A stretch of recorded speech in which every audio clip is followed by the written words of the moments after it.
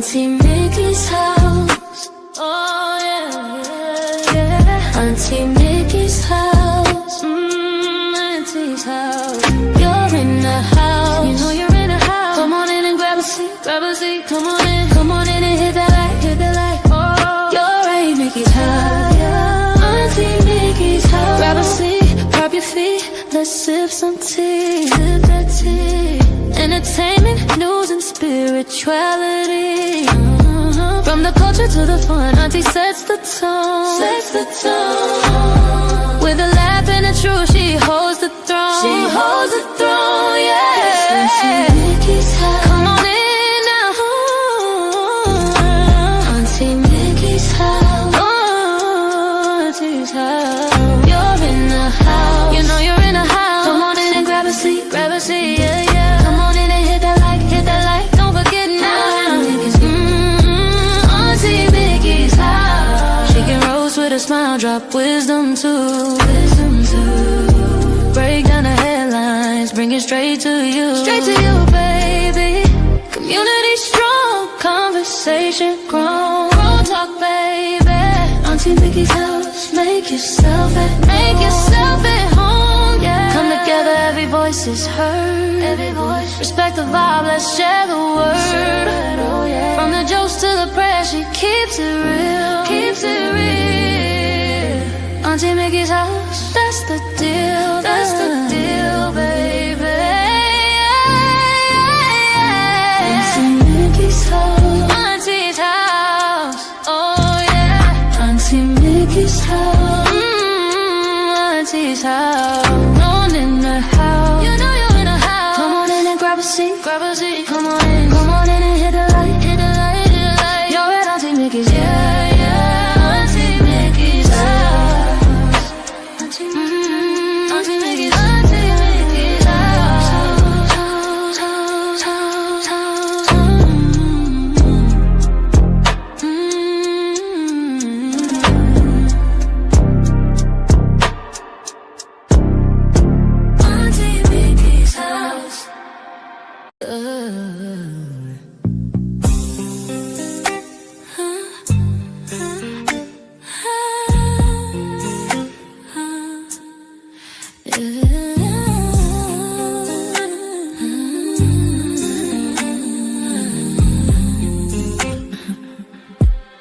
It's Auntie Mickey's house. Oh yeah, yeah, yeah. Auntie Mickey's house. Auntie's house. You're in her house. You know you're in her house. Come on in and grab a seat, grab a seat. Come on in and hit that light, hit that light. Oh, you're at Auntie Mickey's. Yeah, yeah, yeah, yeah, yeah. Auntie's house. Auntie's house. Auntie's house. Grab a seat, prop your feet, let's sip some tea. Sip that tea. Entertainment, news, and spirituality. From the culture to the fun, Auntie sets the tone. With a laugh and a truth, she holds the throne. She holds the throne, yeah. Auntie's house. Oh, Auntie's house. You know you're in her house. Come on in and grab a seat, yeah. Come on in and hit that light, don't forget.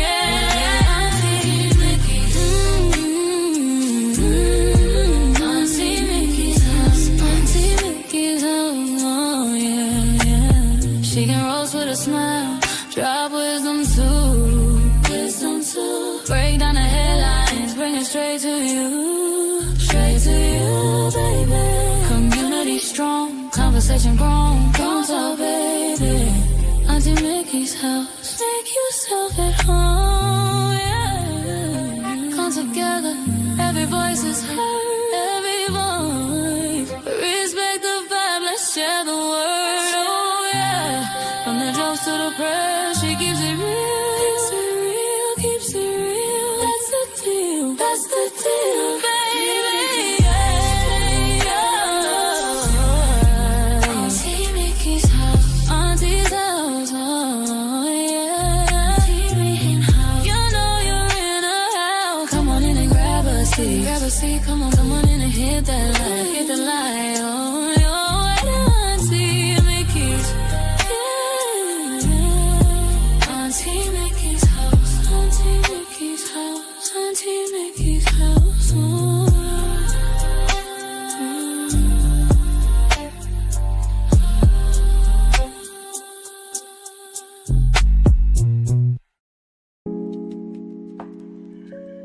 Happy Saturday, happy Saturday, happy Saturday. Welcome, welcome on this Saturday. Let me do that again. Glad to have you here. Absolutely. How is everybody doing today? I am so glad to have y'all up in here. Let me do a little something here because I don't want this thing in the way. Let me turn this off. You know where it says Auntie Mickey's house? I got to have that out of there. Because I don't want that blocking anything. And that's not what I want either.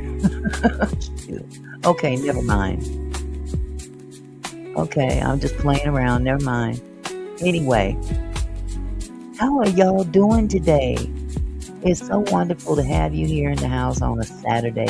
Y'all know I don't usually come out. You said, I bet I know what Uncle Barry's doing. Yeah, he over in the other room somewhere. Actually, you know what we were doing? We were watching DJ Cassidy. I don't know if any of y'all ever heard of DJ Cassidy. He's got a YouTube channel. And he does, oh my God, I didn't want to even get up and come in here and do this show. I was kicking so much in there. But let me first say hello to everybody. Those of you who took the time out on a Saturday to come out with me. I don't normally do weekends, but I had to continue what I started on yesterday. So first off, let me greet everybody. Hello, QT, I see you. What your president doing with this Venezuela? Oh, honey, don't ask me. I don't want to know. I know somebody wants that oil, though. You thought I was tripping when you saw my caption? No, this is just part 2. This is just part 2, Barbara. I almost called you Brenda. Hey, Auntie, I was in Fort Worth last night getting lost. What was you getting lost from? What was you doing, Mr. Phillips? You can't be getting lost on us now. Come on now. You can't do that. We need you. You got it? Good. I'm glad. I'm so glad you got it. Thank you for letting me know. I'm so glad you got it. So, QT. What's happening, QT? And as far as that, I'm going to leave that alone until I hear more about it. And yes, and Uncle Barry's in there still gigging to what I was... He's having a ball in there. Yeah.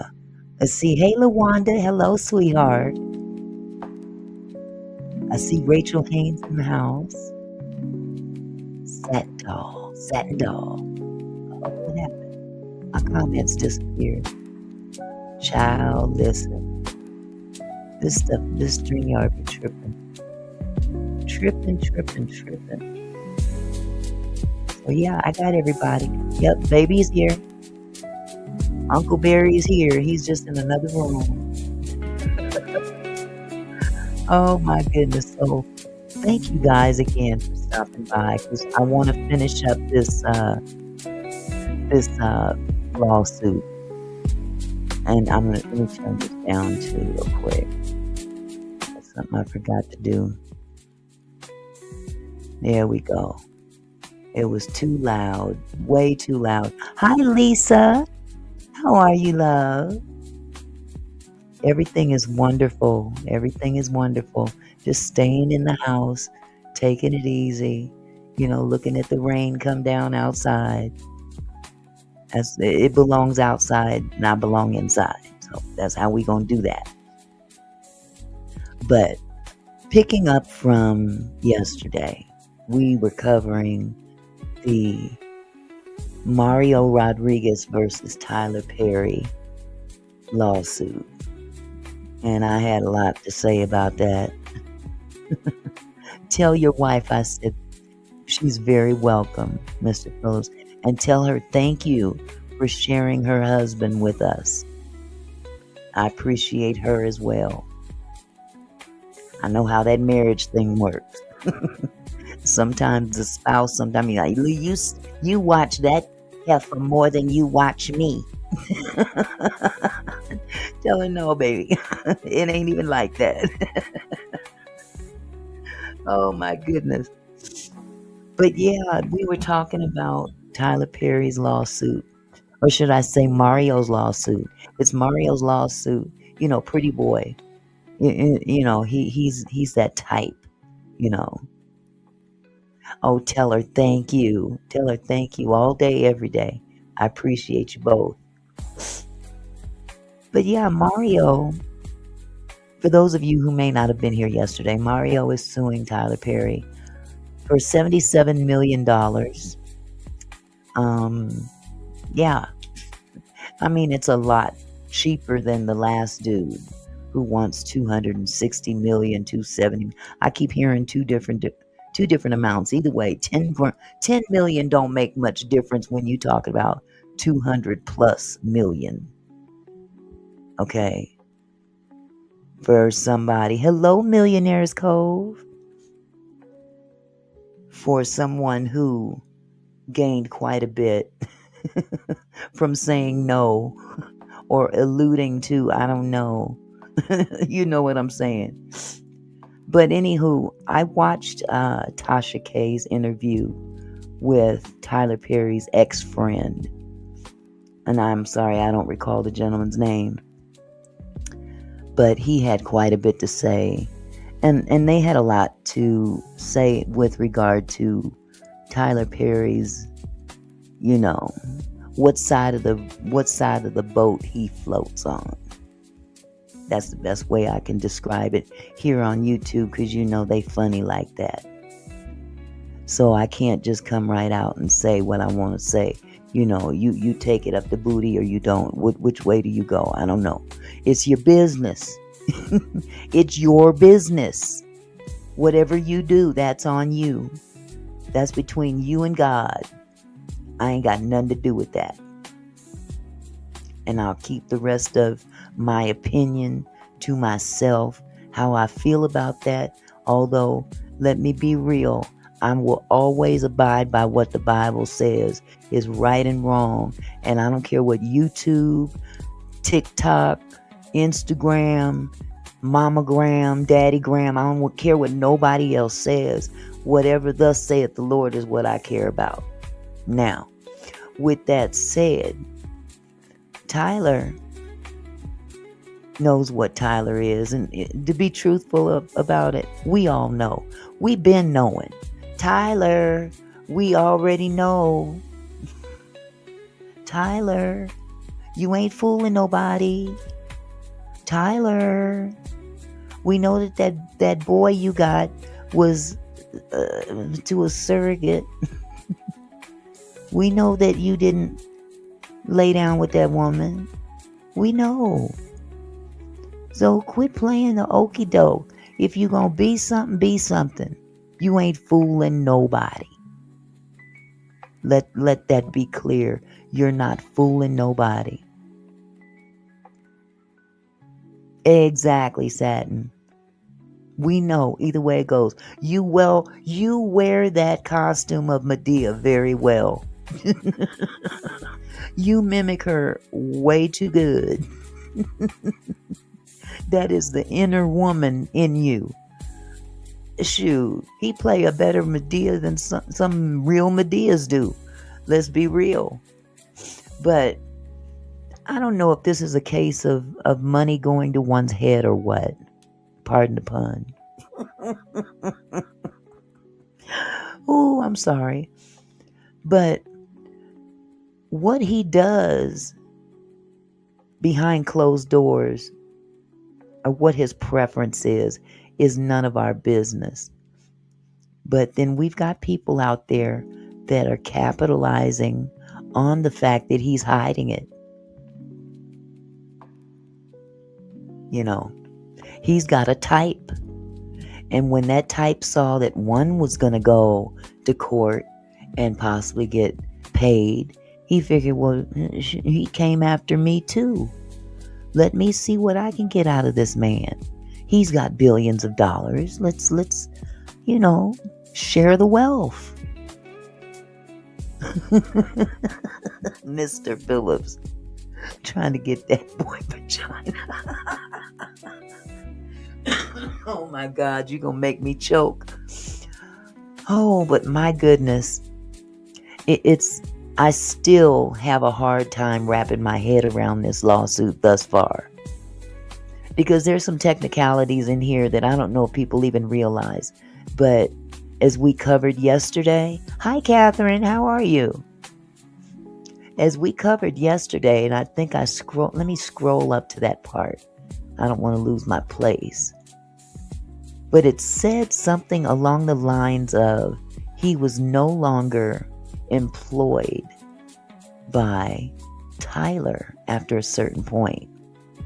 But there's a lot of discussion going on after the fact. Let me see if I can find that. I know I was on page 13, so I know that part. Let me go. Okay, right here, line number 62. Let me highlight that. Oh, and you know what? Maybe I should share the screen. I done got all ahead of myself, y'all. Let me share this screen and show you what I'm talking about.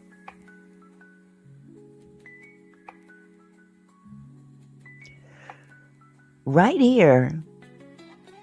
Let me see if I change this over, it'll move. There we go. If you look carefully at the screen, and unfortunately I can't make this any bigger without messing it up. Maybe not. Let me see if I can make this bigger. Nope. That ain't gonna do it. That ain't gonna do it. Exit out of that. Where is the zoom button?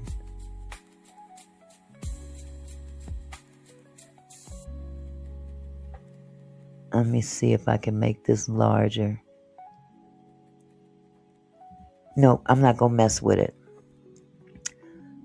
However, line number 62, if you see my cursor, I've highlighted this. And it says Mr. Rodriguez was no longer working for Perry at this time. And all contracts and agreements with Perry had expired. That's very key to me. Because everything after that, you're like, okay, how is this an employee-employer situation? Because this clearly says that all contracts and agreements with Perry had expired.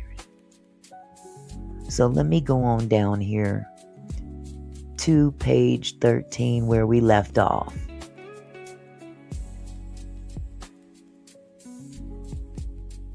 And yesterday we went over this text message. Let me go back up a little bit. Pretty much what had happened was he was over Tyler's house yet again. And I'll start up here. Before long, Mr. Perry sat up close to Mr. Rodriguez and asked Mr. Rodriguez if he liked to get blowjobs / oral sex. Mr. Perry also asked Mr. Rodriguez if he ever had given a BJ to a man. So this is a conversation that is taking place at Tyler Perry's house with this young man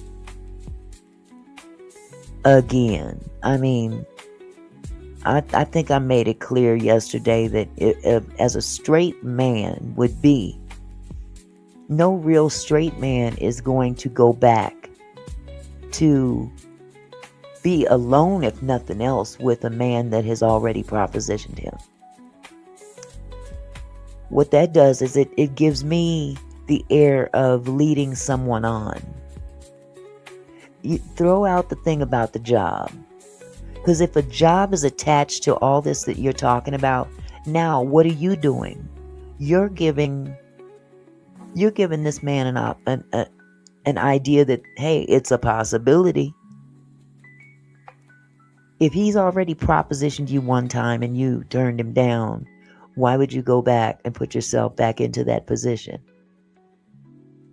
And at a point where you're no longer obligated to him as an employee, and he's not obligated to you as an employer. But here we have this man right back in Tyler's house. Mr. Perry also asked Mr. Rodriguez if he had ever done a BJ before to a man. Mr. Rodriguez has excused himself to the kitchen to get some water, hoping that Mr. Perry would get the hint to change the subject. How many times you need to give him a hint if you've already said no once?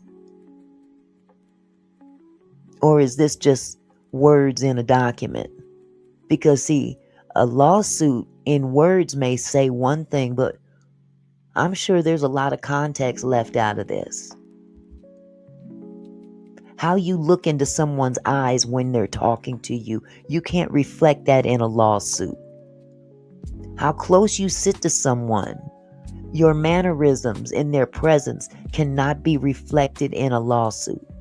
These are just words. But, I mean, unfortunately, we don't have video to back up this scenario listed here. It says Mr. Rodriguez excused himself to the kitchen to get some water, hoping that Mr. Perry would get the hint to change the subject. Instead, Mr. Perry followed Mr. Rodriguez to the kitchen and poured him another drink of real 1942. Hi, Lady of Elegance Candles. How are you, sweetie? Then Mr. Perry tightly hugged Mr. Rodriguez and repeatedly told him to hold on, while Mr. Perry tried to unbuckle Mr. Rodriguez's pants. Shocked, Mr. Rodriguez tried to use his body to push Mr. Perry away, stating, "Whoa, what are you doing?" Mr. Perry reached into Mr. Rodriguez's underwear and grabbed his penis. Now let's stop right there. Check the visual of all this. This man is up on another man, and he's able to already unbuckle the pants. I mean, now honestly, be honest. If someone has made a move on you to undo your pants, wouldn't you knock them away before they have that opportunity to even get that first button done or that first, you know what I'm saying? Were you in that much shock that you let him completely undo your pants? Because the pants had to be mighty undone for him to force his hand down in your drawers. I'm just looking at this as a realistic, a realistic scenario. Hoping that if this goes to a jury trial, which I doubt it will, if it does go to a jury trial, these are the things that the jury is going to ask themselves as well. They're going to put themselves in the place of Mr. Rodriguez, especially the men on that jury. Think about it. It's just like, ladies, when you see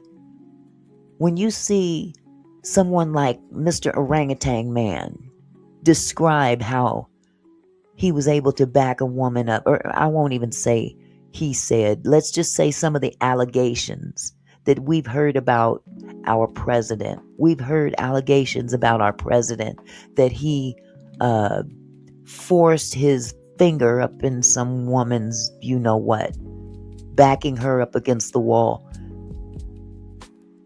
I mean, what? Or even forced his anatomy into her. Without a fight? That part, Rachel. These are the details. Rachel says, first of all, how can he get in your pants if you pushed him away? That part. These are minor details that I don't know if people are going to read this document and pick up on it. But when I read a document, I put myself in the scenario. And no amount of shock is going to make me stand there and let someone put their hand down my pants. No scenario.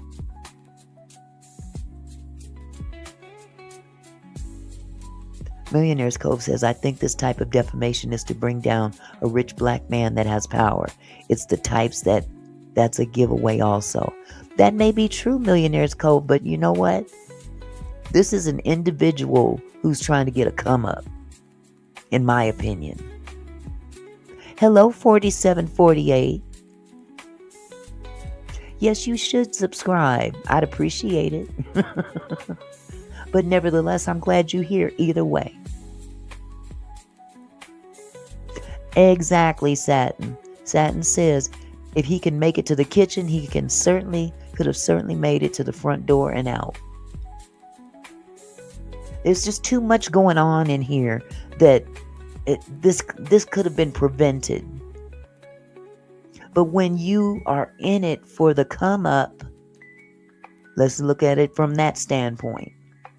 When you're in it for the come up, let's look at the fact that Tyler Perry has something that Mario wants. Okay? Point number one. Tyler got the money. Tyler has the connections. Tyler has a TV studio, a movie studio. He's flowing with money. He's got all kind of opportunities at the tip of his fingers. And that's a big turn on for anyone who is aspiring to be an actor. Now let's remember, Mario wasn't really thinking about acting until he was approached by Tyler. Was he aspiring to be an actor? I didn't read anything in this document that said he was.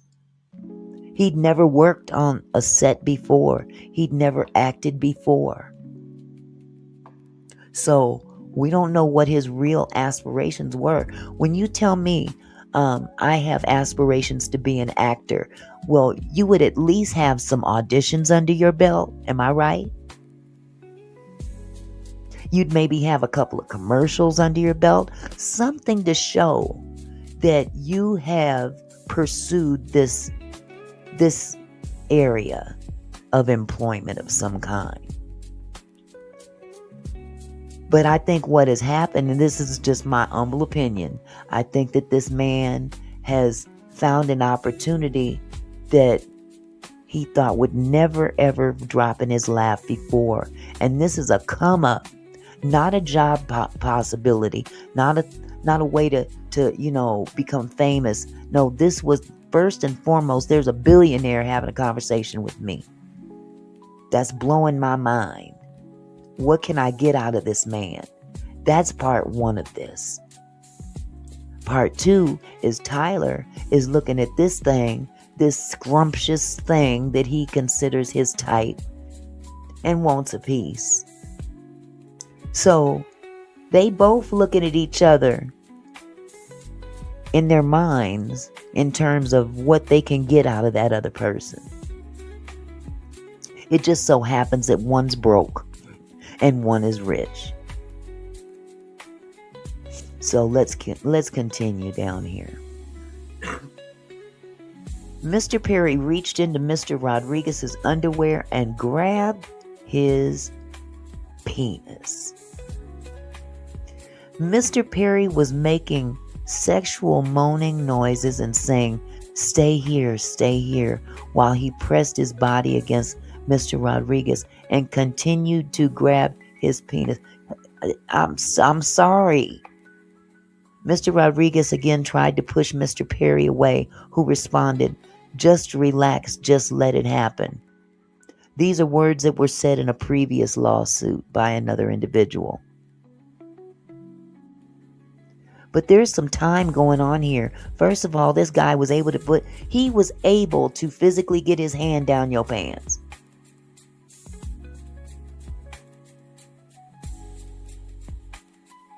He had time enough to groan and moan and say, "Stay here."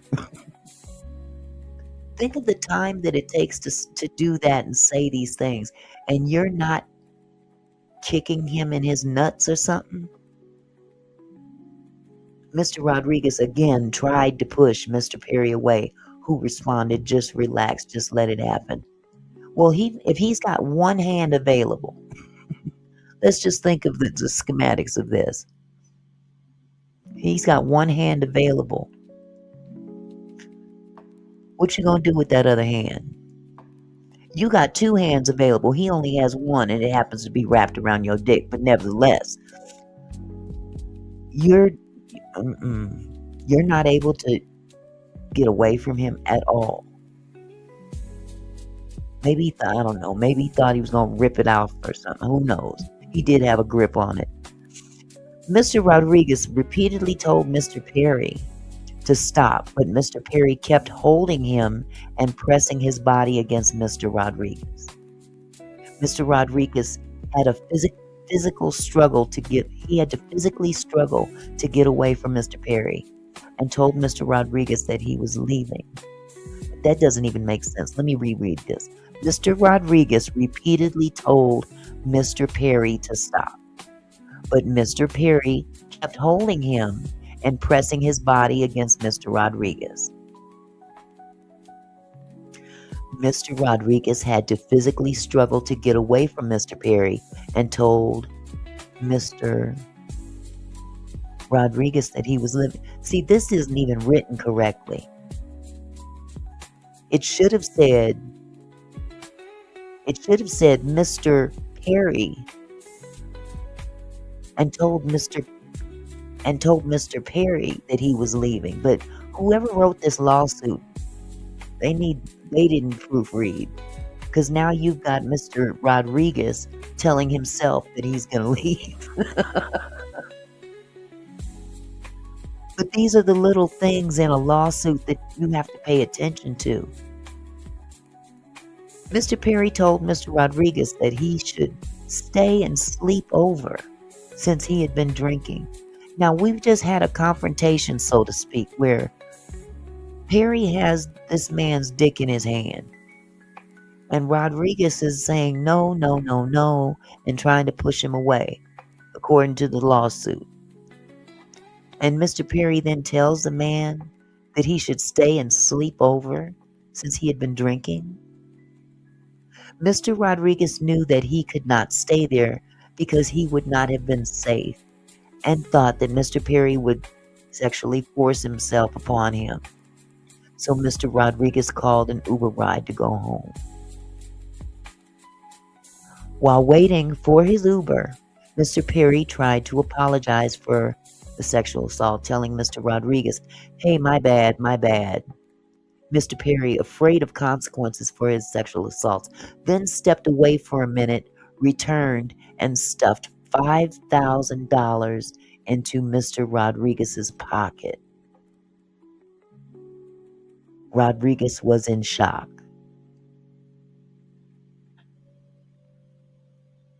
Thank you, Red Clay. And y'all, please hit the like button since you're here. I keep forgetting to say that, but please hit the like button. And if you haven't already subscribed, please subscribe to the channel. I'd appreciate it.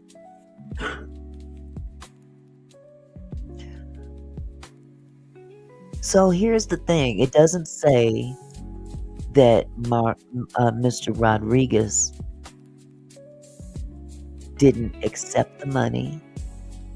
It doesn't say that he reached down in his pocket and say, "No, man, take this back." He accepted that $5,000, didn't he? He accepted the $5,000. It goes from It goes from Perry stuffing $5,000 into his pocket. Cash, mind you. Because had he sent him a cash app or something like that, that would have been traceable. So there's really no proof that Perry did this or didn't do this. We don't know. When we're dealing with cash transactions, there's no way to really trace that. But he says that Perry stuffed $5,000 into his pocket, and he was shocked. The next morning, Mr. Perry was eager to feel out Mr. Rodriguez and what the consequences might be for Perry's sexual assault. Mr. Perry called Mr. Rodriguez, told him he was in the area, and that he would drive Mr. Rodriguez to pick up his car, which was left at his home the prior night. Okay, again. Common sense. And again, if someone has assaulted me, let's just please use common sense. I know that in a court of law, the facts are the facts, allegations are allegations, and proof is proof. But a judge is going to have to read over this too. And a judge might ask the same questions I'm asking. If this man assaulted you the night before and then gave you $5,000, you didn't turn it away. Why would you then accept a ride from him back to his home for you to get your car?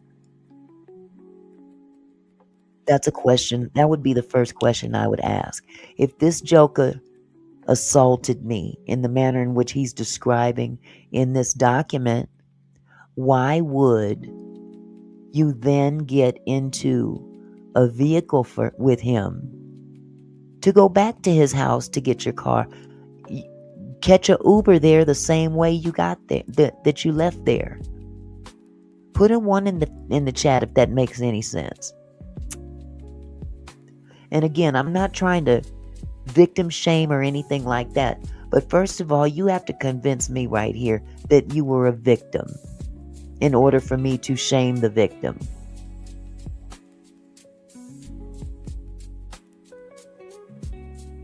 Because some of this is not plain and common sense. A real man who is straight he's not gonna put himself in this position over and over and over again unless he stands to financially gain something. And if you really want to break it down, it's borderline prostitution.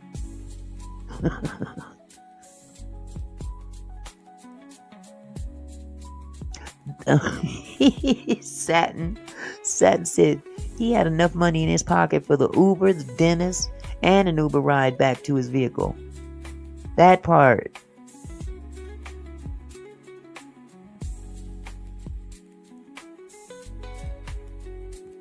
That part right there.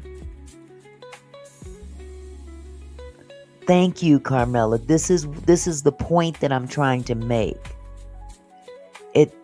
It sounds very much like a willing participant, but when you don't get what you want, then it becomes, I'm a victim. You see what I'm saying? Then it becomes, I'm a victim. Let's go on further. Later on, December 9th, 2018, Mr. Perry again invited Mr. Rodriguez to his home, texting, "How about that reel? And I just got a new bottle." Now, first of all, let's back up one sentence. This sentence here says the next morning Mr. Perry called him, trying to see what's up, and offered him a ride to his car. And nothing more was said after that. It doesn't say if he accepted the ride.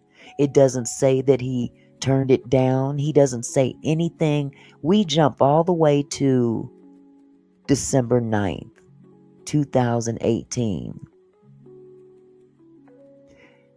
Later on, December 9th, 2018, Mr. Perry again invited Mr. Rodriguez to his home, texting, "How about that reel? And I just got a new bottle."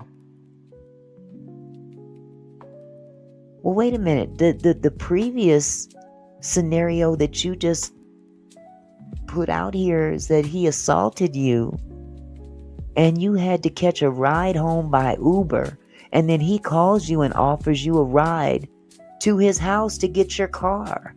And it doesn't say in this lawsuit if he accepted that offer. What you want to bet he did?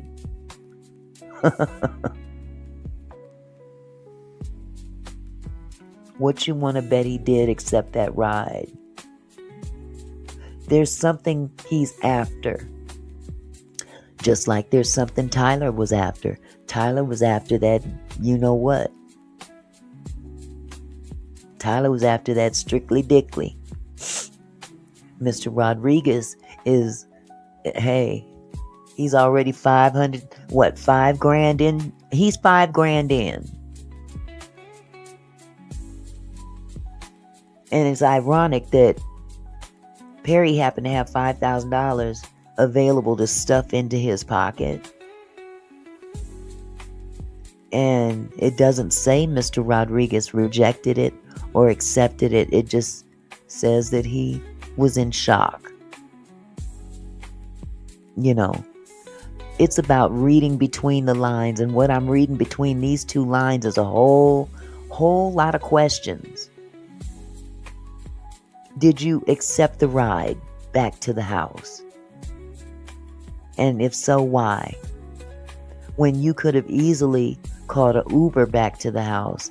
If this guy, now if somebody attacked me and my car is sitting at his house, do you think I'm going to expect him to take me home or bring me back to his house so I can get my car?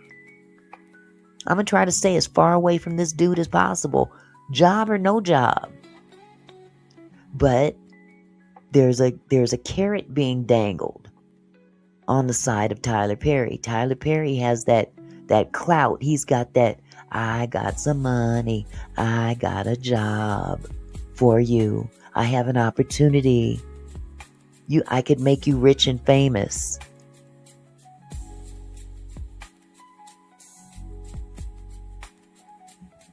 I'm just saying. So he later on, let me see, when did this happen? Let me go back. I want to know what date this happened.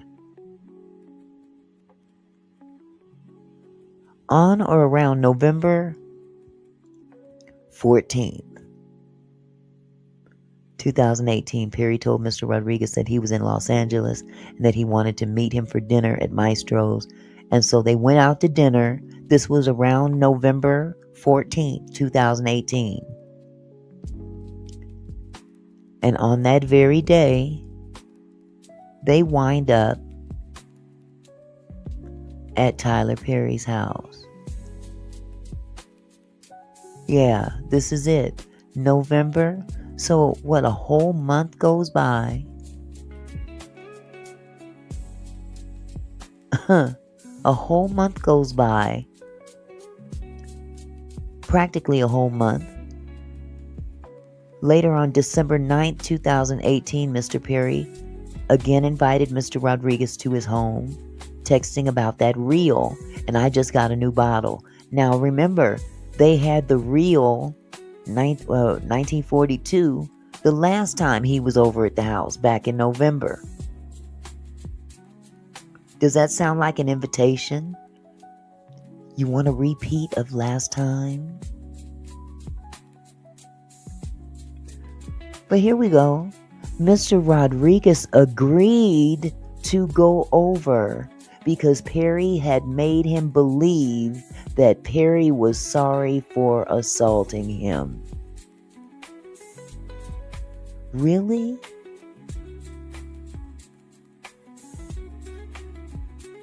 The $5,000 and reaching out back to him about the situation and making light of it was a sign of Perry's understanding of his guilt and of the mistake Perry made. Bullshit.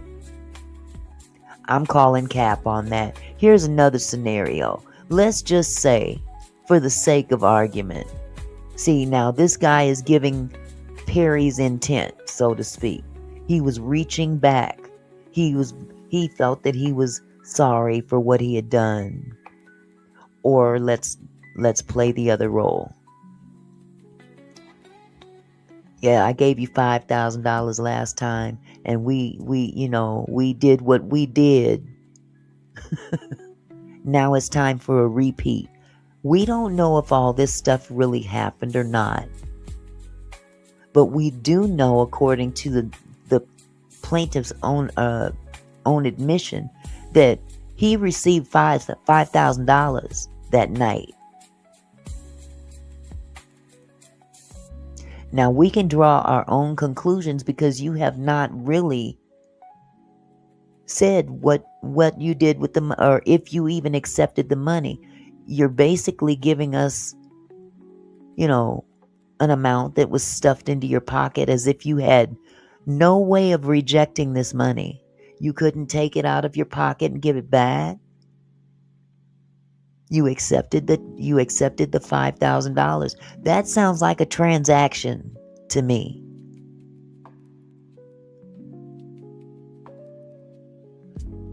Okay.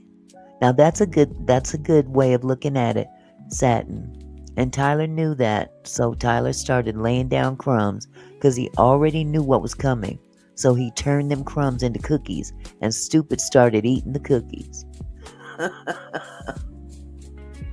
I mean, honestly, this sounds so transactional right here. It sounds transactional.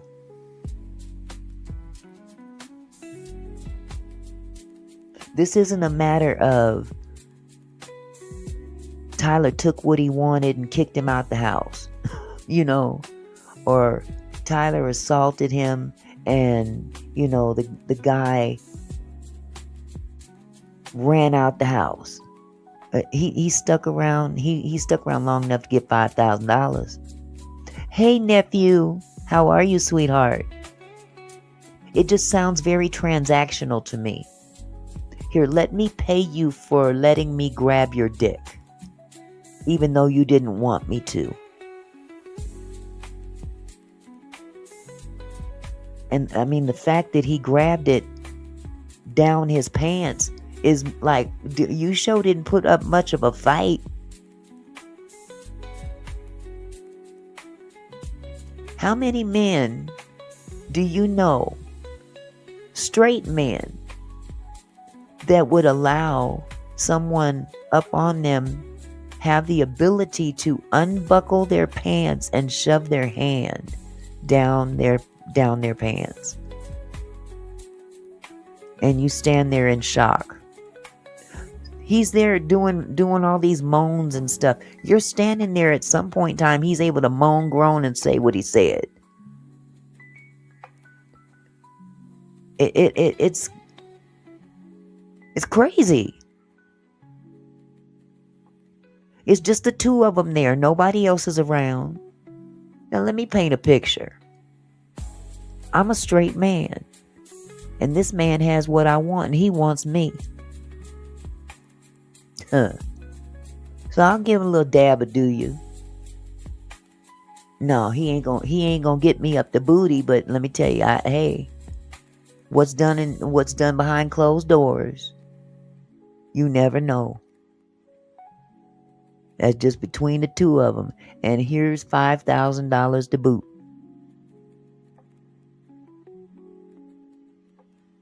That could be another scenario. Now, the only problem is that Tyler will not stand up on 10 toes and admit that he's You know, a whole lot of this shit would go away if Tyler would quit being a punk ass and stand on 10 toes and tell everybody what you really are. If you gay, man, you gay. Ride with that. Ride with what you are. That's between you and your Lord. You are not going to lose anything out of standing on 10 toes. We already know what you are, man. But we still go and watch your plays, your Medea movies. We watch all that stuff in T-How. We still watch it. You still making money. So what are you hiding it for? Oh my God, that part. You know what? Him and TD. I've had my thoughts about TD Jakes too, but that's for another story. Two booty grabbers. The hell. But the fact still remains is that this man is on top of the world and you're still hiding your preference. If you wasn't hiding it, maybe you could tell your side of the story and says, he sucked me off. Yeah. And I paid him for it. I know it's against the law, but hey, you know, tit for tat.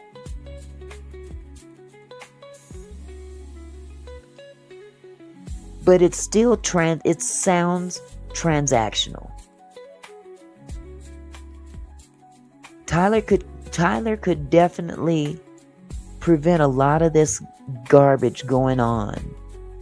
Number one, if he was a little bit more careful, of what he's doing, and learn how to treat your employees, man. Because karma's a bitch. Karma is definitely a bitch. And from what I understand, he don't like to pay people. So let's go all the way down here. We left off on page 13 yesterday.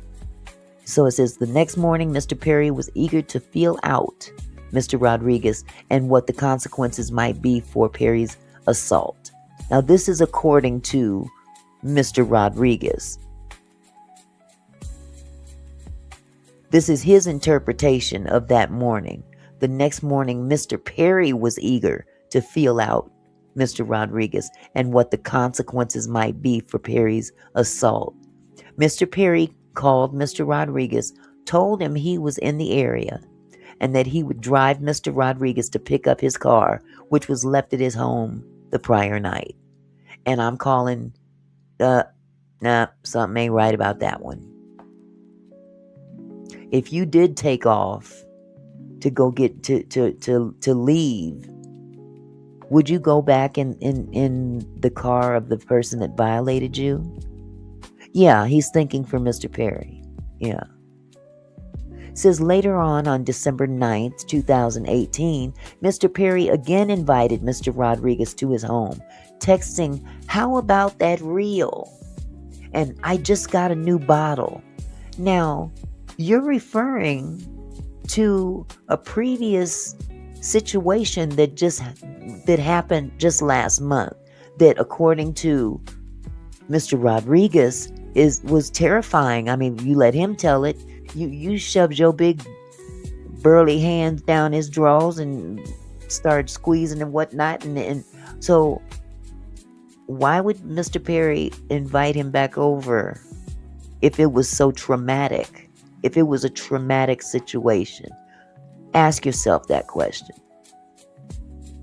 Or maybe it wasn't such a traumatic situation after all, and he's saying later on December 9th, 2018, Mr. Perry called Mr. Rodriguez to come back for a repeat. How about that reel? I got a new bottle. That you want to make another $5,000?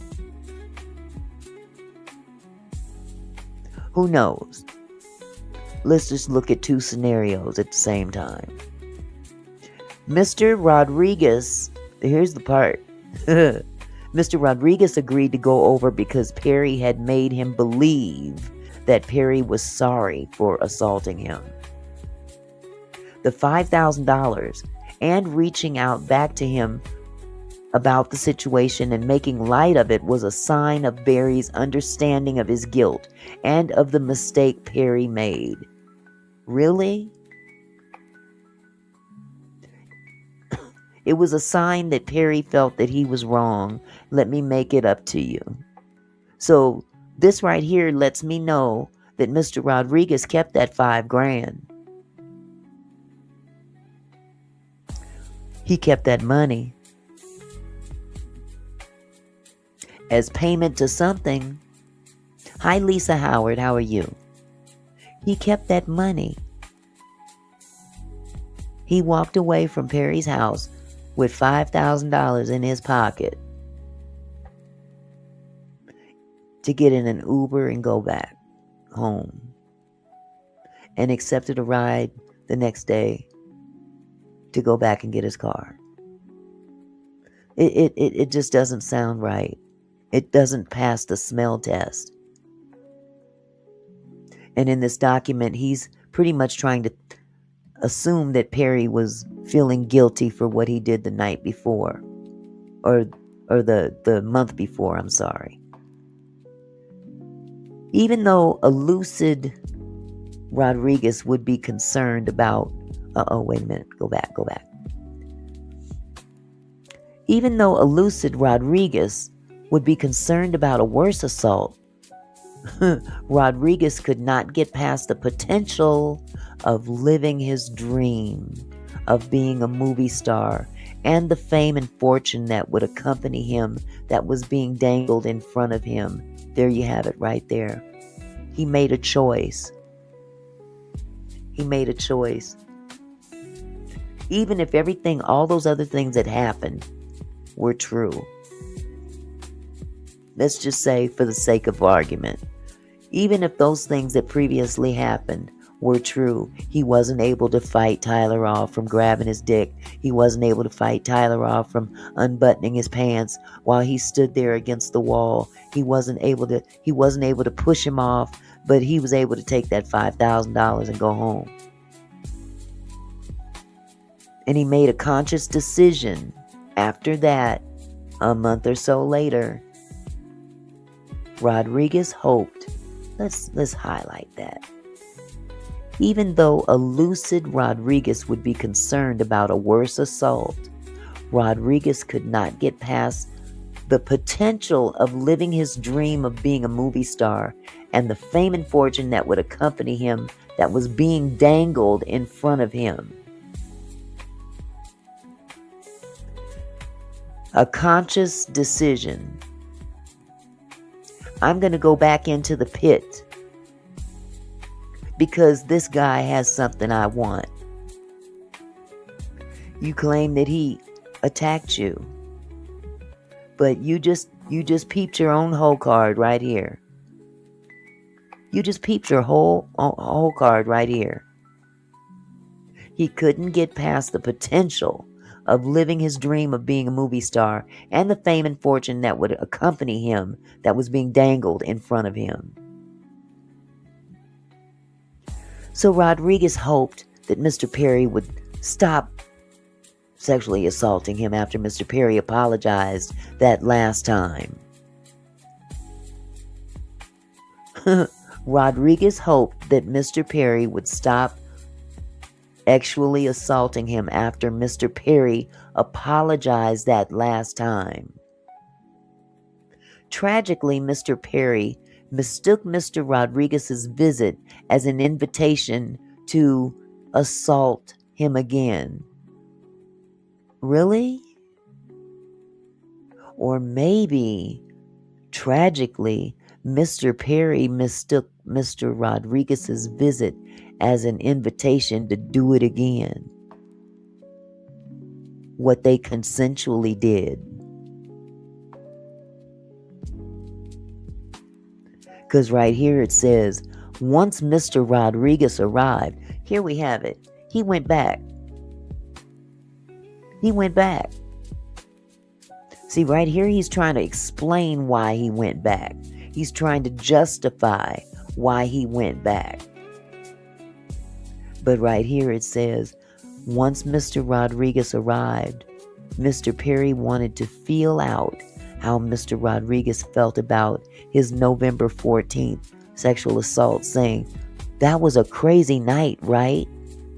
See, this little stuff right in here in between what Mr. Perry wanted to do and feel out and all this stuff, let's just omit that. Mr. Perry wanted to feel out how Mr. Rodriguez felt about his November assault, saying that was a crazy night.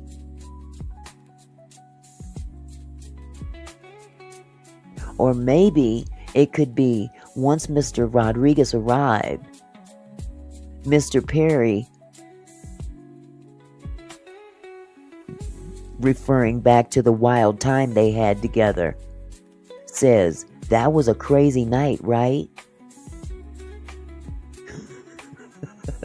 I'm just saying. Devil's advocate here. Once Mr. Rodriguez arrived, Mr. Perry wanted to feel out how Mr. Rodriguez felt about his November 14th sexual assault, saying, "That was a crazy night, right?" Speaking as though it was innocently two consenting adults who made a mutual decision after drinks. Speaking as though it was innocently two consenting adults who made a mutual decision after drinks. Mr. Rodriguez did not want to relive or discuss the assault, but also wanted Mr. Perry to understand he crossed the line, responding, "Yeah, too crazy." Mr. Perry only laughed in response. Now let me call cap on that shit. Come on. If somebody did that to me, or any of y'all, let's be real. If someone put their hands on you in a manner of which you did not appreciate, and the person that assaulted you first invites you over. Let's just say Mr. Rodriguez is telling the truth. Let's just say he's telling the truth. That Tyler Perry grabbed his dick down the pants, undid his pants and all that stuff. I was not able to fight him off. And I was appalled and blah, whatever. Number one, are you going to go back to his house after that happened? And number two, if you do go back,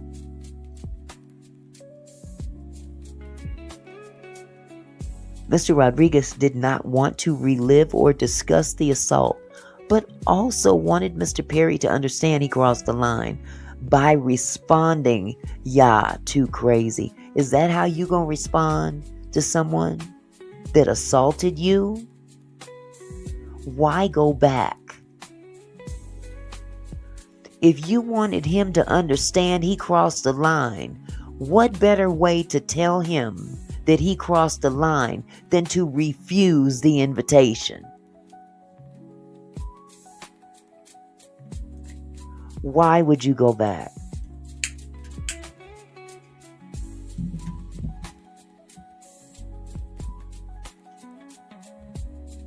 You know why he went back? Because Tyler got that money. Tyler got that power. Tyler is a come up.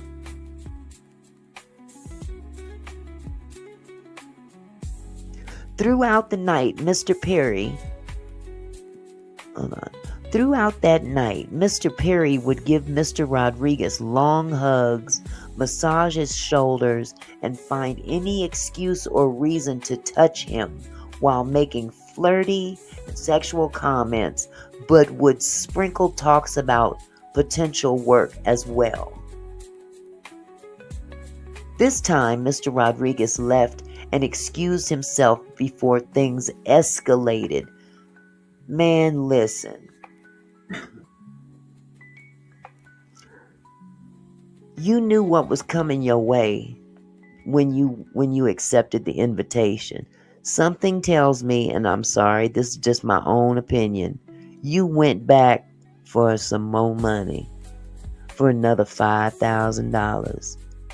So you can tell, you can put all kind of storyline in the beginning, but the fact still remains. You went to that man's house. Something happened and you left with $5,000.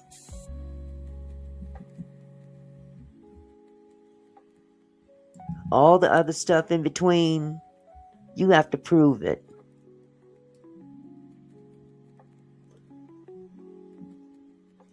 Satin said he probably would have gained more if he just totally ignored Tyler. That would have been something Tyler would have in his head, not knowing that what was in stupid head. Bottom line is that Mario wouldn't have got much out of Tyler either way. I mean, yes, he might have got another role, but eventually you ain't gonna be teasing nobody for that long, thinking that you gonna get you a role, unless you just don't want people to know you gave it up, like Derek. It's ironic that both of these two individuals, number one, they both look the same type. Number two, they claim not to be homosexual. But you putting yourself in the presence of one who is behaving very, very, very contrary to the way you roll.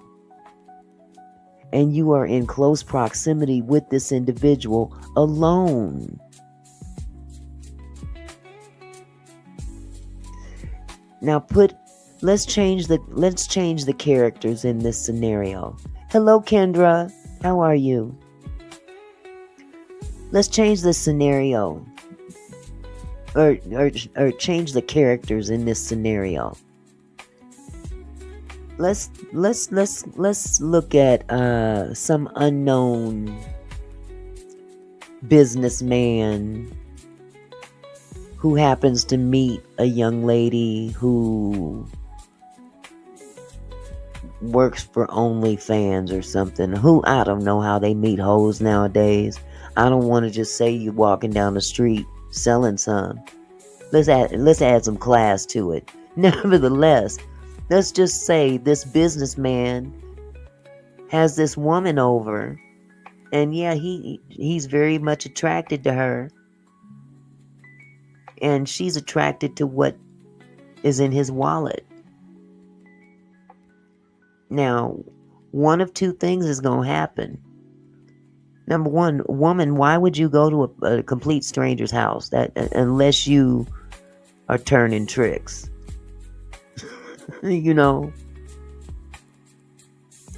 this scenario is no different. Just remove the people mentioned in this lawsuit, and you can come up with the same scenario with an everyday person that might be doing much better than the person who's out there trying to make ends meet, selling their whatever. Now, of course, it's not the exact same thing, but the whole gist of the matter is it sounds very transactional. The fact that you keep going back.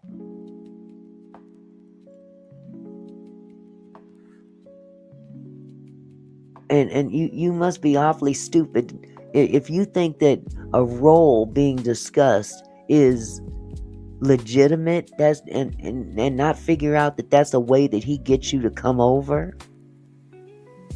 You dumb as hell. But a real man is not going to continue to put himself in this situation with a known person that is trying to get in his drawers. Since Rodriguez was fearful that Mr. Perry would continue to escalate again and saw that Perry was not all remorseful, Mr. Rodriguez could not continue to secretly carry the shame of Mr. Perry's assaults. Around this time, Mr. Rodriguez began to disclose Mr. Perry's assaults to close friends.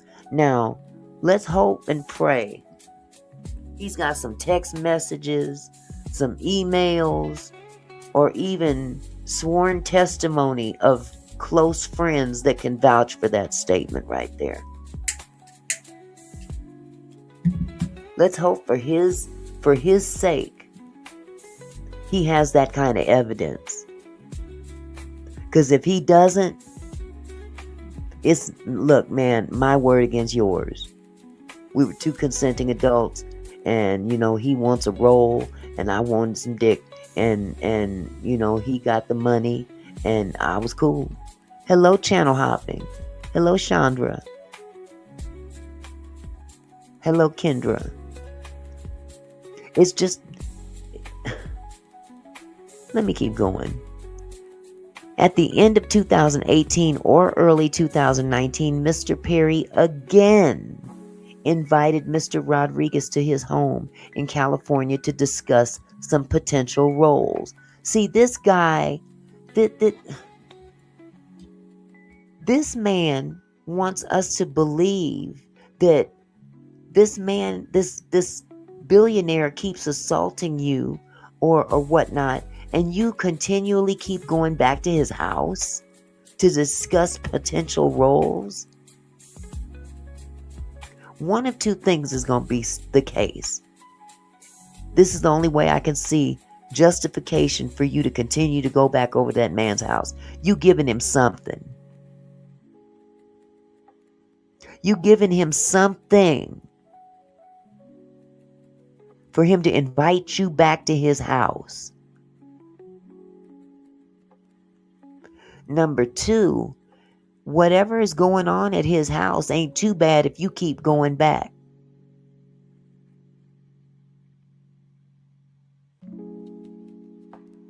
Point blank, period. Since time had passed, and this was Rodriguez's only way to break into the industry, after years of not finding other roles, he agreed. Yep.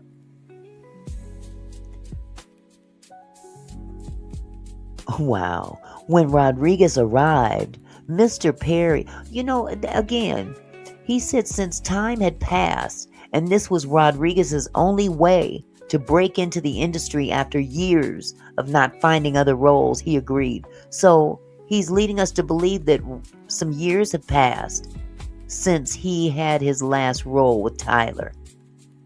And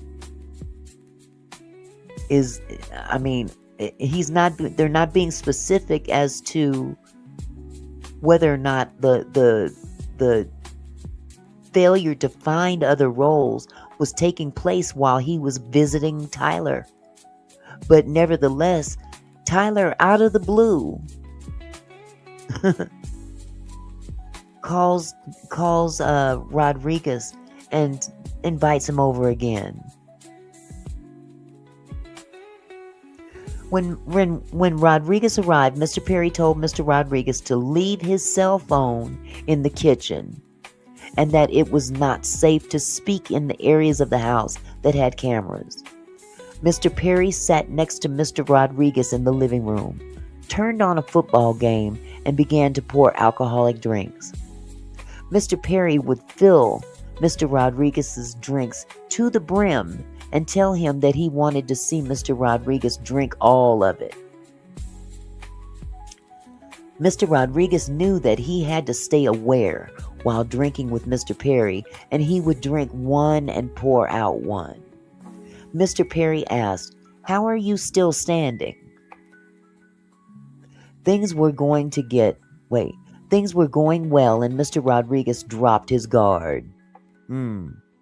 He felt that maybe now he can get a new role without having to succumb to Perry's sexual assaults. Really. He's pouring alcohol. He's pouring drinks. Similar to all the other times that you guys have been at his house. Wow. It says that soon changed. As the game ended, Mr. Perry grabbed Mr. Rodriguez's hand and placed it on Mr. Perry's penis and told him that if you were to just be with me, I would take care of you and you wouldn't have to ever worry about anything.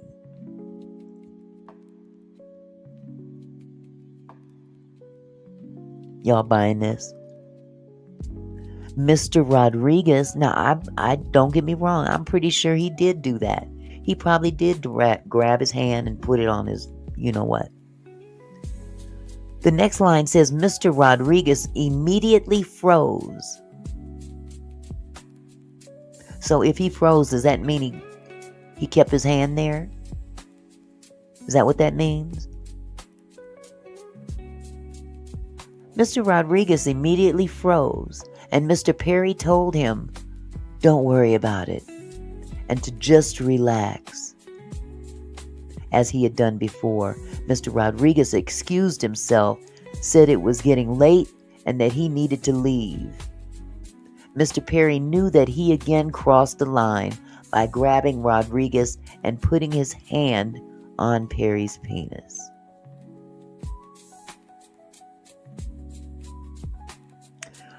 Perry once again apologized and stuffed another $5,000 in cash in Mr. Rodriguez's pocket and sent him away.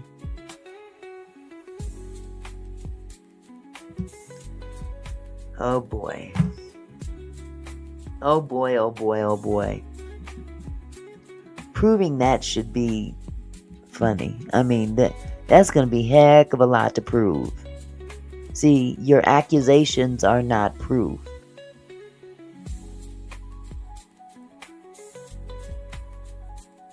You have to be able to prove that he did these things. And you have to also prove that you reacted the way you claim you did. Because even the reaction is not common sense. Unless you actually was down for it. Let's keep going. Thereafter, Mr. Perry would occasionally call or FaceTime Mr. Rodriguez. Now, that can be proved in court because there's phone lines and, that can be traced. So what that proves is that Perry did reach out and talk to him. Now, what they're going to have to also look at is how long were the conversations, because that's documented too. On or around April 8th, 2019, Mr. Perry told Mr. Rodriguez to come over again and that Perry would only be in Los Angeles for a day and that there were some new developments.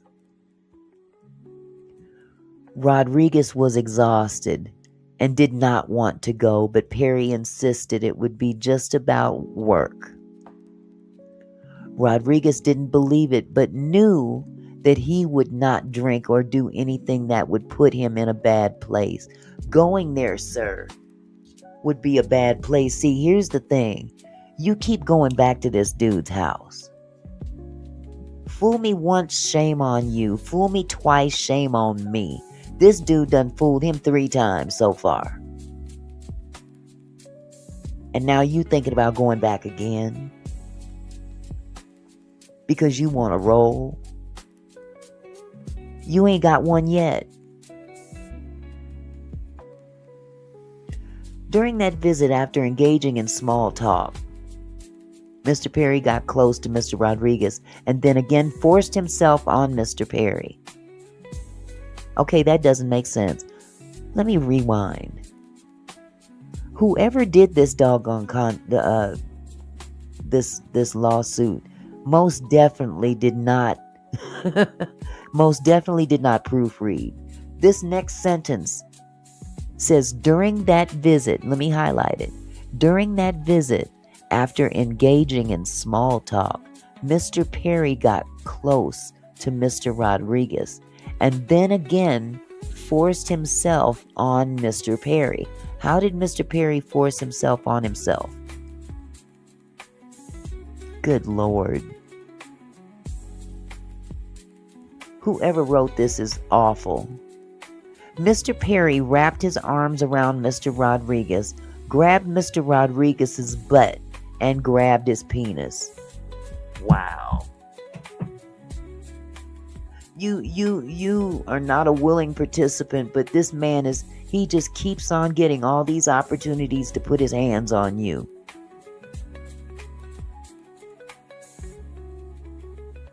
You don't roll like this, but you keep giving him the opportunity to put his hands on you.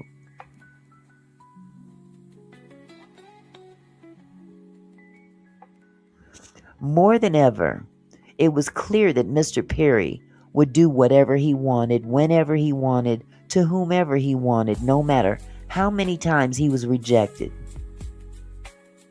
Mr. Rodriguez became very upset and went home. Hell, you shouldn't have went in the first place. You didn't figure out what he was calling you over there for? Come on, man. And if you've been complying with him, of course he gonna call you back. Mr. Rodriguez then stopped communicating with Mr. Perry. Smart dude, this late in the game. Rodriguez was never cast in any more films since the first Madea Halloween movie. And that can be explained away for the fact that maybe you're not that great of an actor. Hello, Yolanda. Hello.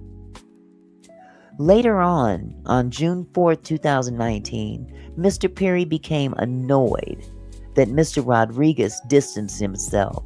Mr. Perry sent a slew of messages calling Mr. Rodriguez an asshole. And I haven't heard from you. Mr. Rodriguez, not wanting to get into the real reason why he distanced himself from Mr. Perry, said that he was distant because he did not want to bother Mr. Perry while he was on tour.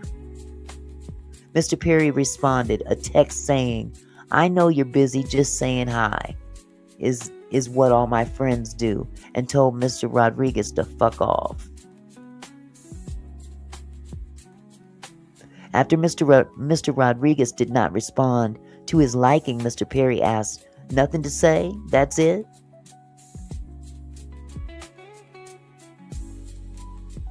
So, again, you didn't go over there, and he's upset that you didn't go over there. That you've decided to distance yourself away from him.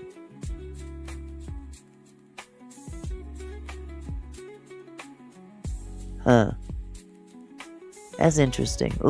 Sorry about that. That's interesting. Here's the text messages. Over here in the black is Tyler. And in the blue is Mr. Rodriguez. You okay? You okay? You okay? I'm great, nigga. You okay? Asshole. Now, I don't know if that's all one text or several. But this man wasn't responding if it were several different messages. And of course, at the end of all these you okays, asshole, because he didn't respond, that could be read like that. Finally, he responds, "You mad? I don't understand," with this shocked emoji. Why are you responding to him if you're distancing yourself? Again, you're playing a game here. You're playing that hard to get shit, you know? Or maybe not so hard to get. You got 10 grand out the deal already. I haven't heard from you. I'm mad. Why? Why? You never text unless something is going wrong. Huh. Hello, Carmela.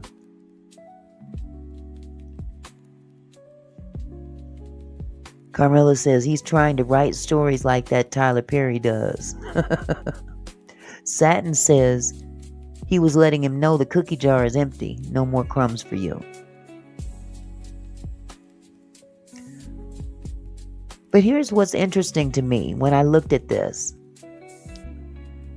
He called him an asshole, and that's what made this guy respond. You mad? I don't understand. And that emoji.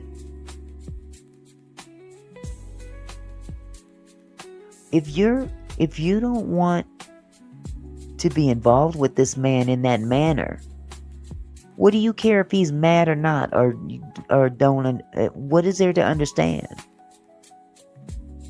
This sounds like someone that's being led on, and you're not responding to them at their every whim, like you have been. So Tyler's response is, I haven't heard from you. I ain't mad. Why? Why? You never text unless something is going on. So, his response is, oh, okay, bro, I know you're busy, just didn't want to bother you. Tyler says saying hello ain't a bad thing. Rodriguez says, I know you're on tour. Tyler says, whatever, my tour is over. They sound like they sound like a couple having an argument. That's what it sounds like to me. You ain't called me lately. How come you ain't answering your phone? You ain't called me lately.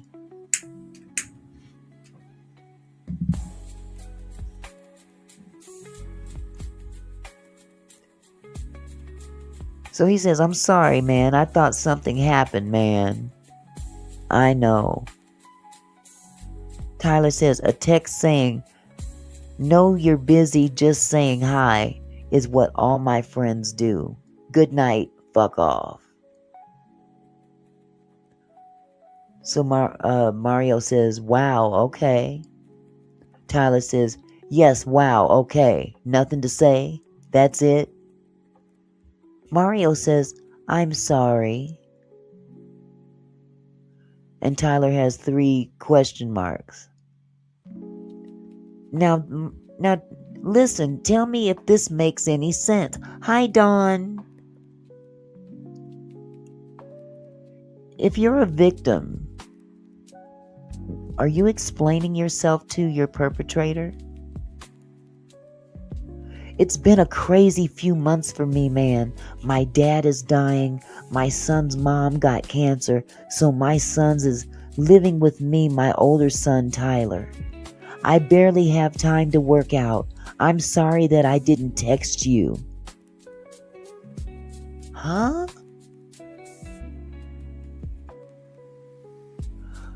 Huh?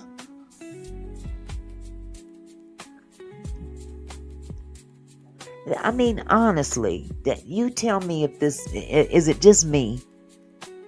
Is it just me? But if somebody has been assaulting me, do I give a damn about them, about being sorry that I didn't text them? Unless I want to keep them in my orbit so I can use them later. If I can't use them now, I'll use them later. But he's got to keep this guy in his orbit. So he's got to keep things, yeah, he might have done those things to me, or we had a good time, whatever the case may be. But he's explaining himself to Tyler, the man that assaulted him, apparently.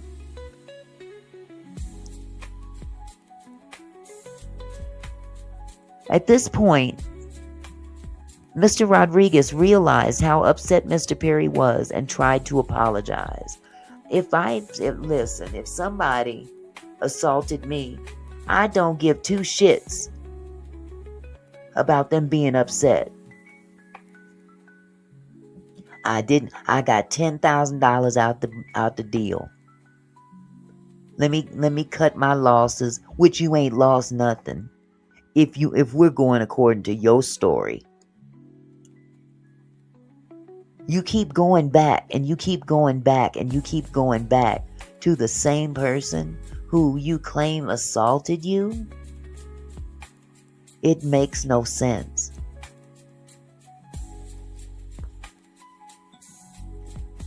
Rodriguez was apologizing because he felt the cold truth that he would never get to be an actor again and that his hopes and dreams would be gone if he was no longer in good terms with Perry. This was a hard reality to accept for Rodriguez.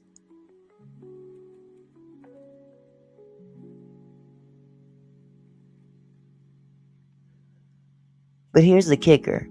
Mr. Perry insisted I deserve a text at least once a month. That doesn't sound like somebody that you haven't had any kind of relationship with.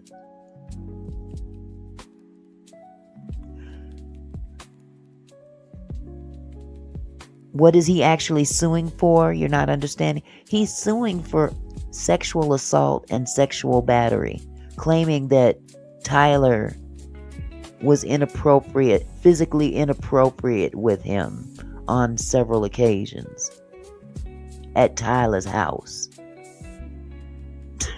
like the other dude.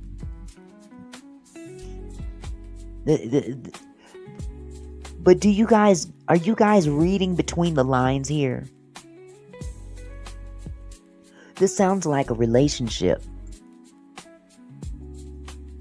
Mr. Perry still insisted I deserve a text at least once a month.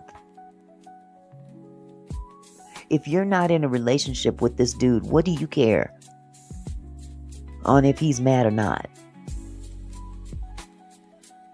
Thank you. Hello.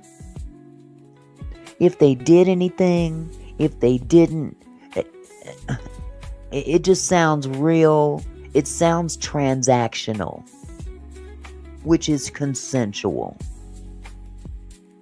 One wants one thing, one wants another. One gets what he may not get all that he wants, but he pays for the little bit he got. He got to hold the man's dick in his hand. Paid him $5,000 for that. Point blank period. So here we are. Derek done sued. See, the difference between Derek and this dude is that he paid Derek a lot of money for his role. I think he paid Derek $1 million a season. Yeah. It says, although he had no desire to meet with Mr. Perry, Mr. Rodriguez was stuck between a rock and a hard spot and asked Mr. Perry when he would be back in Los Angeles to try and ease his anger and resentment. What do you give a damn if he's angry or resentful, unless you want to keep him on the line for a future come up? I got to keep this dude happy. Because I want a star. I want to be a star. I want to be a star. I got to keep him happy. You're apologizing. All this apology and all this shit, all because you want something from Tyler Perry. Just like Tyler Perry wants something from you. Mr. Perry then immediately took this as an invitation to again begin harassing Mr. Rodriguez with comments and questions about his body.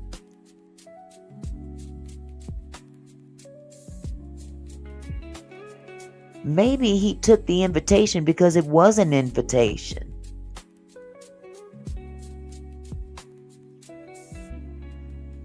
Let's look at these text messages. I'm sorry if it's too small, but I'll read it to you. The blue is Mario, Mr. Rodriguez. The black is Tyler Perry. It's been a crazy few months for me, man. My dad is dying. My son's mom got cancer. So my son's living with me, my older son Tyler. I barely have time to work out. I'm sorry that I didn't text you. Bro, I have my hands full and I always still think about you, man. Huh? Even though I don't text, I think about you. Love you. It's okay. You didn't know. Wait 1 minute. Mr. I'm the victim is now saying, I still think about you. Even though I don't text, I think about you. Love you. It's okay. You didn't know. This is a relationship.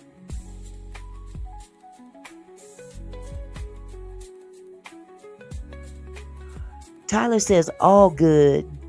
Wanted to give you much shit. So Mario says, Jesus, bro. Tyler says, good night, brother. Hello, Lisa. Tyler says, good night, brother. So Mario says, you killing me. It's okay, man. You here in LA? Oh, now you want him to, really? You want to, ooh. Yes, he said his son's name is Tyler. Sure did. You killing me. It's okay, man. You here in LA? So now you trying to get him to come. I mean, this is the guy that assaulted you. And now you're saying, you killing me. It's okay, man. You here in LA? Like, I'll meet you. What you want me to do? What you want me to do? Down here at the bottom, you can hardly read it. It says, what Tyler says is, I deserve a text at lesser once a month. I was there yesterday. Wow, this is crazy. Let me go back up here. He said,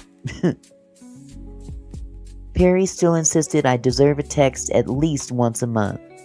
Although he had no desire to meet with Mr. Perry, Mr. Rodriguez was stuck between a rock and a hard spot and asked Mr. Perry when he would be back in Los Angeles to try and ease his anger and resentment.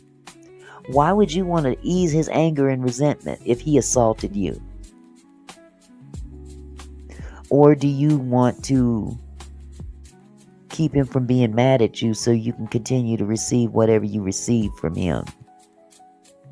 Mr. Perry then immediately took this as an invitation to again begin harassing Mr. Rodriguez with comments and questions about his body. Mr. Perry texted Mr. Rodriguez, how's your training coming? Are these current pics? I want to see pics from now. You was fat, referring to Mr. Rodriguez's butt. Where's the pictures? Where are the pictures? Where's the y'all see any pictures in this lawsuit? Does anybody see any pictures as testimony, as evidence? Or did he take those pictures out? Because it might hurt his case.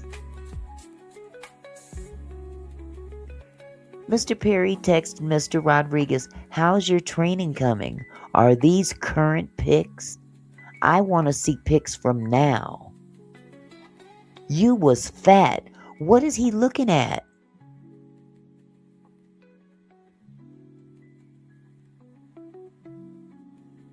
This one says, I deserve a text at least once a month. I was there yesterday. Mario says, you don't gotta tell me. I know. Sorry, just crazy with all these things going on. When you coming back? Not sure. Well, try and make it back. For what? You got too much going on. I enjoy seeing you. Why else, man? How's your training coming? Oh, maybe this is where the picture was. He took out the pictures. There's one there and there's one there. Ain't that a blip? Losing weight from stress, but beneficial, I guess. Tyler says, you dialing in? Mario says, I gotta make it, man. All the stuff. Wait a minute, what is this? The way they've got this is all jumbled up. You dialing in. I gotta make it, man. All the stuff happening to me pushed me like nothing else. Wish you could be here, brother. Miss you, man. This is coming from the victim? Then Tyler says, are these current pics? Referring to what we see here is not there. I took this a week ago. So he sent pictures of himself to Tyler. Does it sound like a relationship to you? If I was on a jury, the first thing I would think after seeing all this, y'all was in a relationship. Last time I saw you, you wasn't like that, and lighting can be deceiving.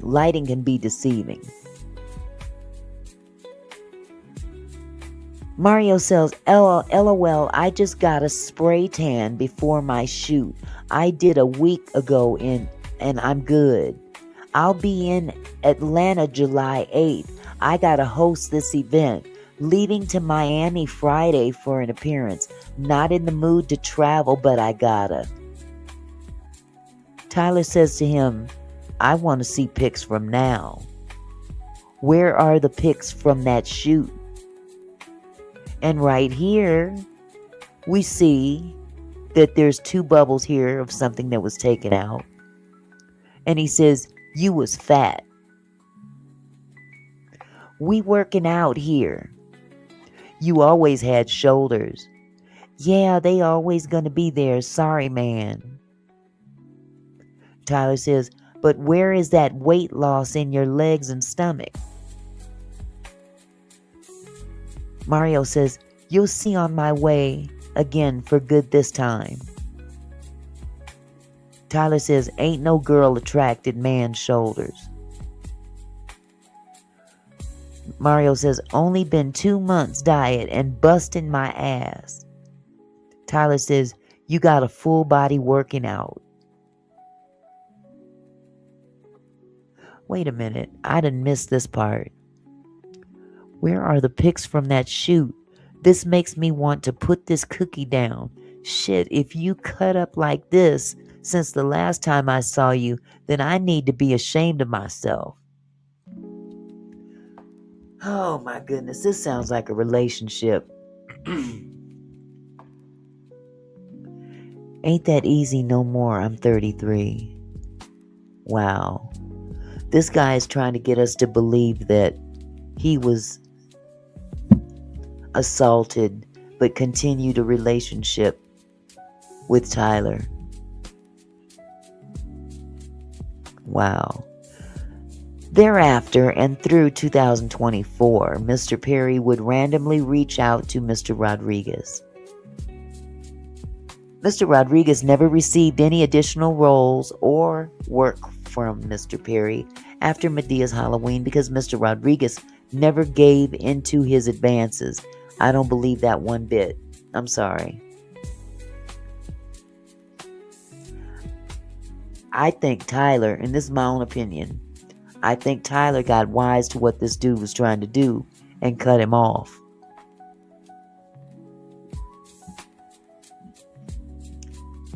In 2025, Derek Dixon filed his own sexual harassment and sexual assault lawsuit against Mr. Perry, with allegations strikingly similar to those of Mr. Rodriguez. That's interesting, you know. That's very interesting that he brings up Mr. Derek Dixon in his lawsuit. Who filed whose lawsuit first? Derek Dixon did, right? But he says, with allegations strikingly similar to those of Mr. Rodriguez. Well, let's just put it like this. If you saw Derek Dixon's lawsuit first, before you filed your lawsuit,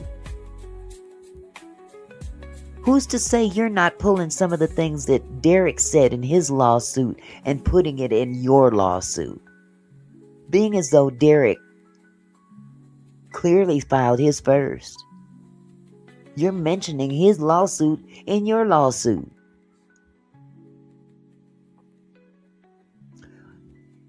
On June 18, 2025, one of Mr. Rodriguez's friends who learned of the lawsuit texted Mr. Rodriguez about the lawsuit. Mr. Rodriguez responded, "Oh shit, he's at it again. When's he gonna learn?" To which his friend responded, "When he ends up like Diddy," referring to Sean Diddy Combs, who recently received a 50-month prison sentence. So this is a recent lawsuit. This ain't some shit that happened several months ago. He just filed this lawsuit.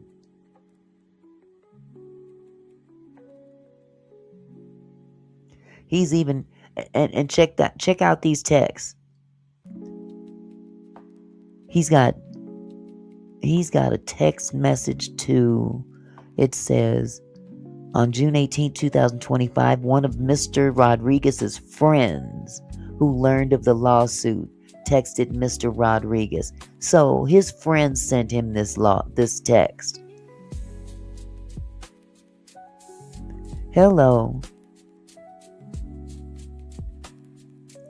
Mr. Rodriguez realized that Mr. Perry was continuing to use his power and influence to sexually assault hopeful actors and, with the voice of others, decided that it was time to tell his story, to obtain justice, and to finally stop Mr. Perry. Bullshit. No, I'm not buying this. He trying to get a come up because the first dude is trying to get a come up. When Mr. Perry became aware that Rodriguez was going to file this action, Perry once again reached out to Rodriguez by text, telling Rodriguez that Perry did so much to help Rodriguez and was that Perry was feeling betrayed by Rodriguez.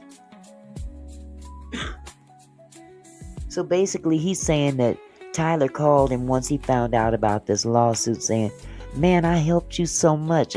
Why you do me like this?"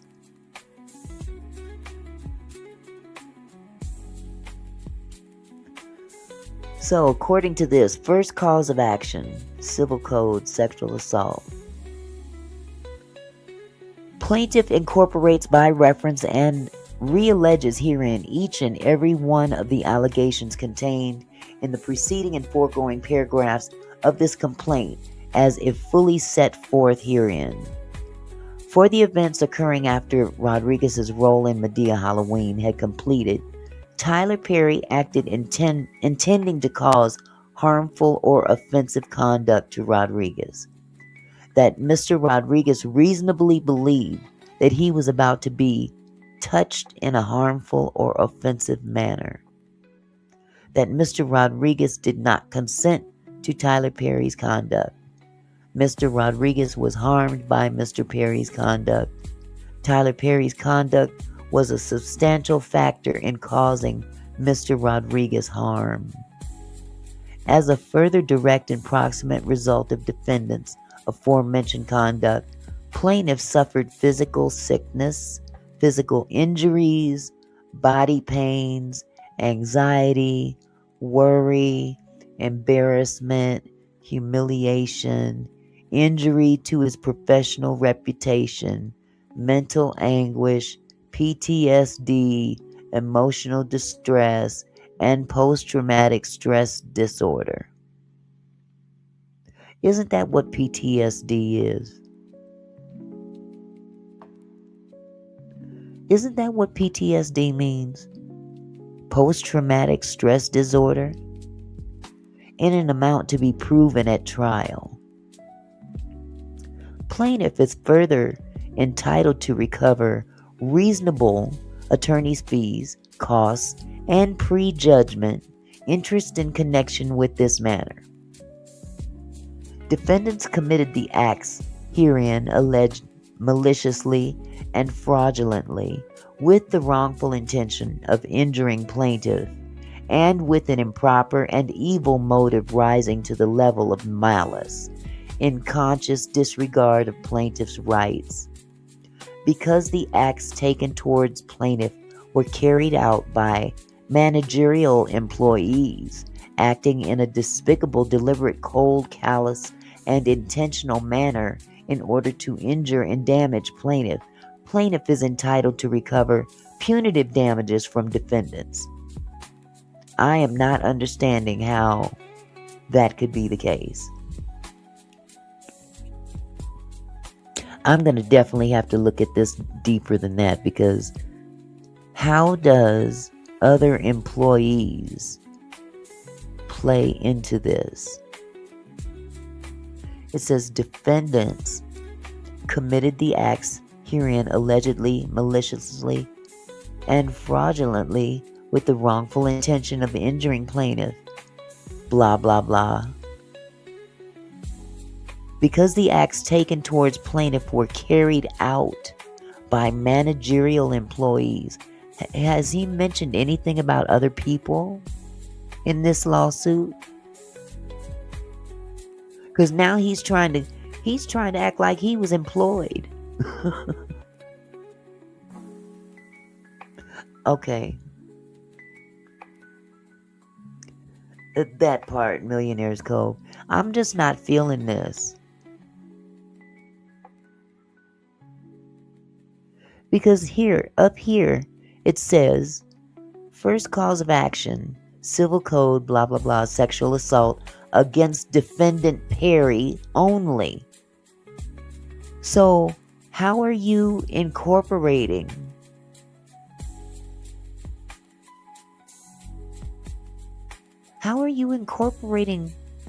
other people with the wrongful intention of injuring plaintiff with an improper and evil motive?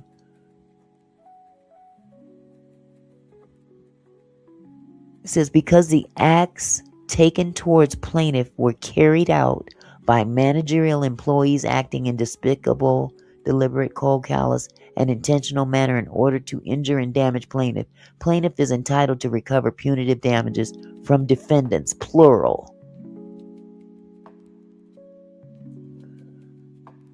How is that? Okay, channel hopping, you have a good evening, love. This is a bunch of crap. This is supposed to be toward him only. That one section, but they've got other people tangled up in it too. Whoever's handling this is awful. They haven't read anything. They haven't read anything proper. They haven't proofread none of this.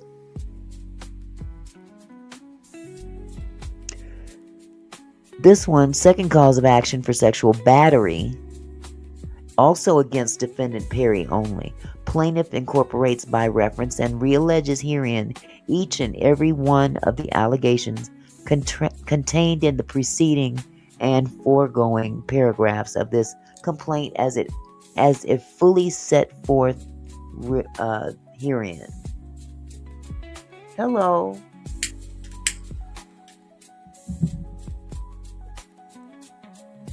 It says, for the events occurring after Rodriguez's role in Medea Halloween had completed,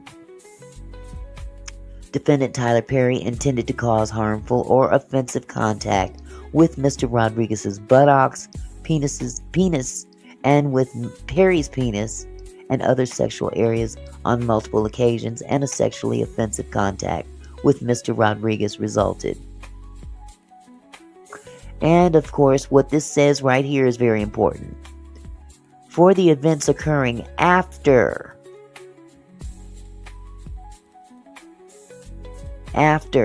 meaning he's no longer employed by Tyler. For the events occurring after Rodriguez's role in Medea Halloween had completed, defendant Tyler Perry intended to cause harmful or offensive contact with Rodriguez's buttocks, penis, and with Perry's penis, blah, blah, blah, blah, blah, which goes back to a possible consent.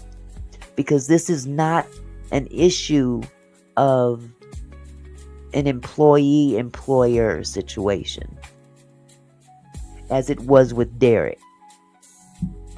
Derek was an employee of Tyler Perry's when his allegations were centered around that time.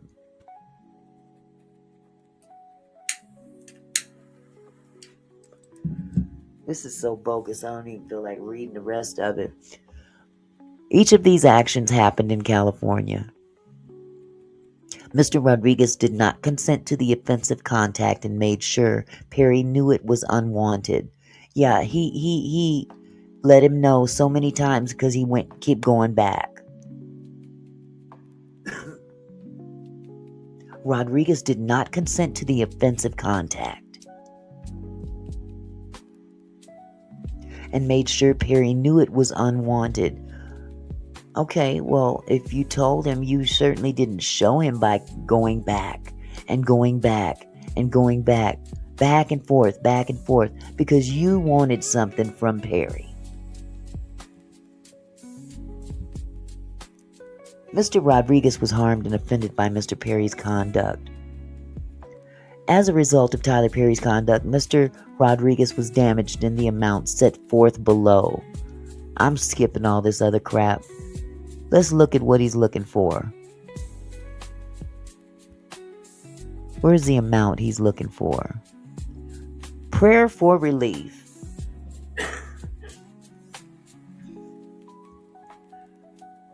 Plaintiff prays for judgment as follows.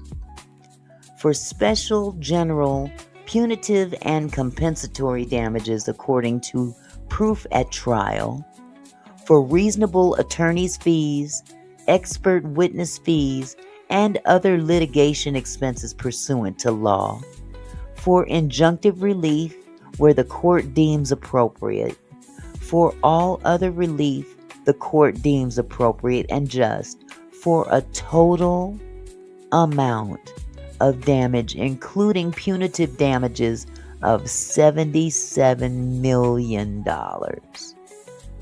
Shut the door. Shut the door.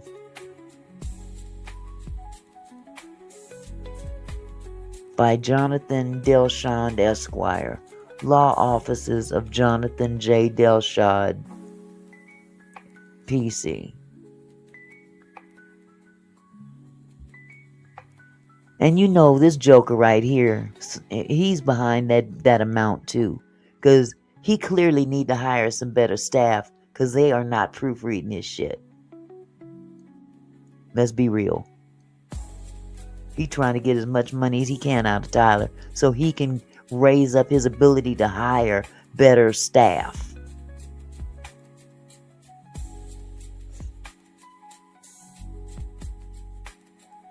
This is so bogus. I'm sorry. He's claiming to have suffered all this PTSD and all this stuff, but here you keep going back.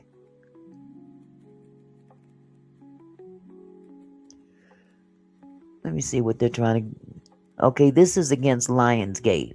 Under California law, to prevail on a negligent supervision claim involving damages that were suffered as a result of sexual assault within blah, blah, blah, plaintiff must establish that 1, the defendant knew or should have known of the alleged abuser's misconduct.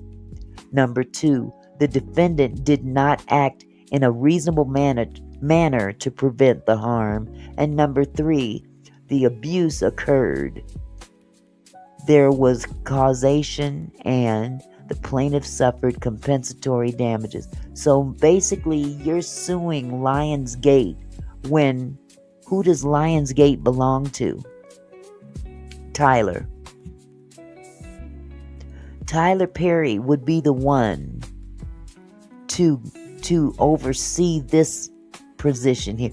Now, if he's the alleged one to be committing these acts, do you honestly think that his employees are going to...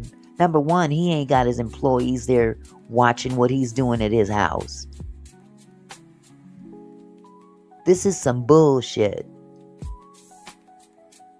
So you're going to hold the company liable for not stopping the owner of the company from assaulting you. Does that make sense? You're gonna sue Lionsgate for not preventing. Lionsgate is owned by Tyler Perry. Or am I wrong? Does he own Lionsgate, or is it owned by someone else? Somebody, please, if I'm wrong, please correct me. But if I'm correct, if Lionsgate is owned by Tyler Perry, how can you sue Lionsgate for not stopping Tyler when he's the owner of the company? Hold on just a second. I gotta find this out. Does Tyler Perry own Lionsgate? Because I don't want to get up here and say something I don't know what I'm talking about.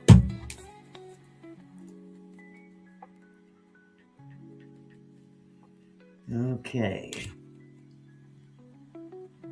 Where is it?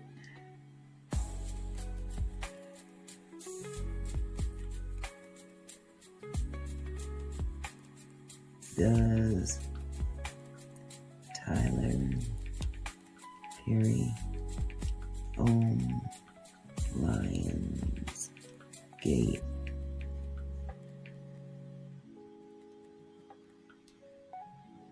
No. Okay, Tyler Perry does not own Lionsgate. Rather, they had a long-term mutually beneficial partnership where Lionsgate distributed many of Perry's films and shows while Perry maintained ownership of his content. Okay, my bad. So they're the distributor of most of Perry's successful movies. But how are they going to be held liable for what he does in his house?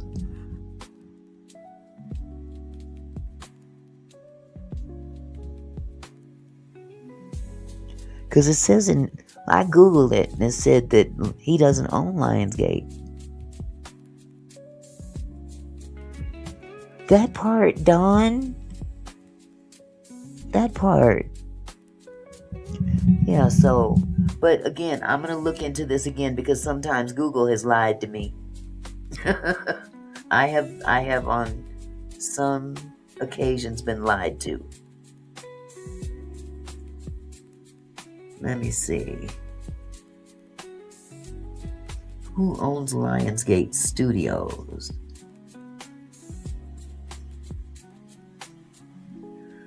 Lionsgate Studios is a separate publicly traded company, traded as Lion, that was spun off from its parent, Lionsgate Entertainment Corporation, in May 2024, with the original Lionsgate now focused on Starz, retaining a large stake initially, but the companies are now distinct entities, and reports in 2025 suggest Legendary Entertainment may be acquiring Lionsgate Studios with ownership in flux.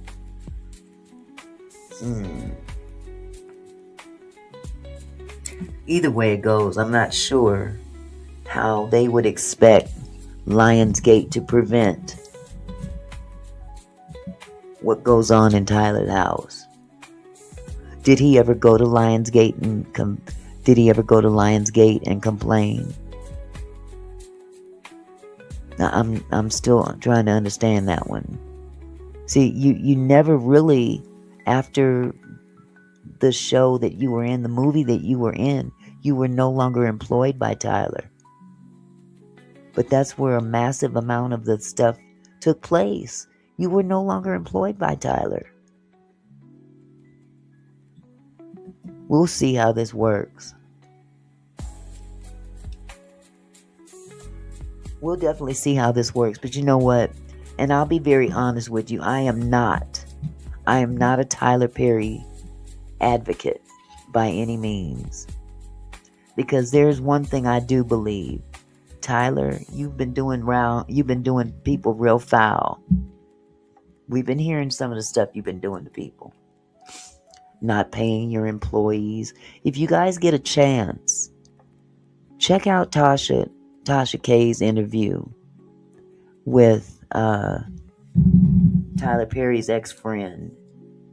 I'm going to pull it up and give you the name.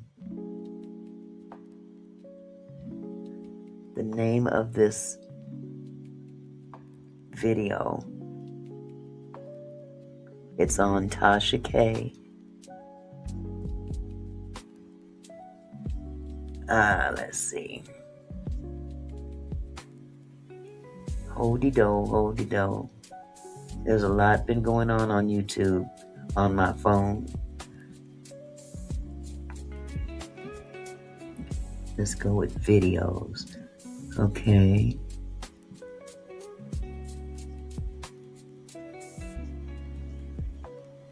Okay. This was done. This is exclusive. Tyler Perry, ex-friend tells all on TashaK.com. Or not .com. On Tasha K's YouTube channel. Whoa. Hold on just a second.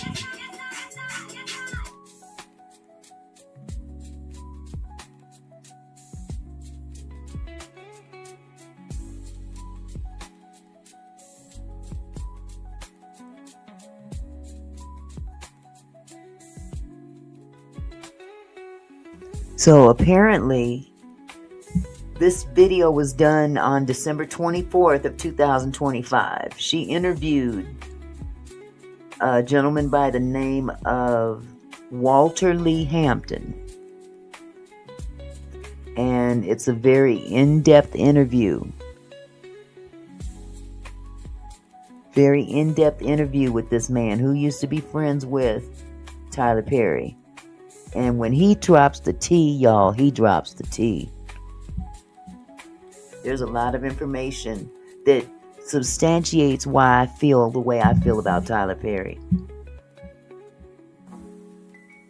Tyler Perry, yes, we're proud of you.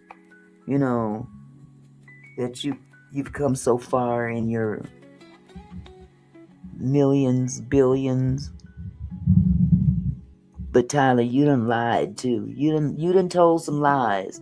For instance, Tyler Perry was never homeless. Just in case y'all didn't know that.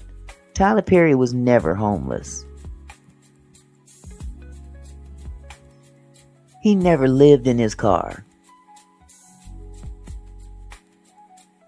You just gotta read. I mean, not read, but you just gotta watch this video.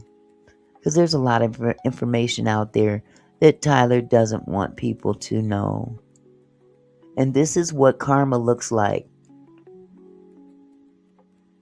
This is what your comfort level looks like. You've become so, inundated with having so much money that you think you can behave any old kind of way.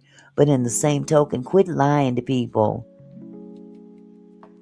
Or holding information as though, because if you don't say it for sure, it becomes a lie.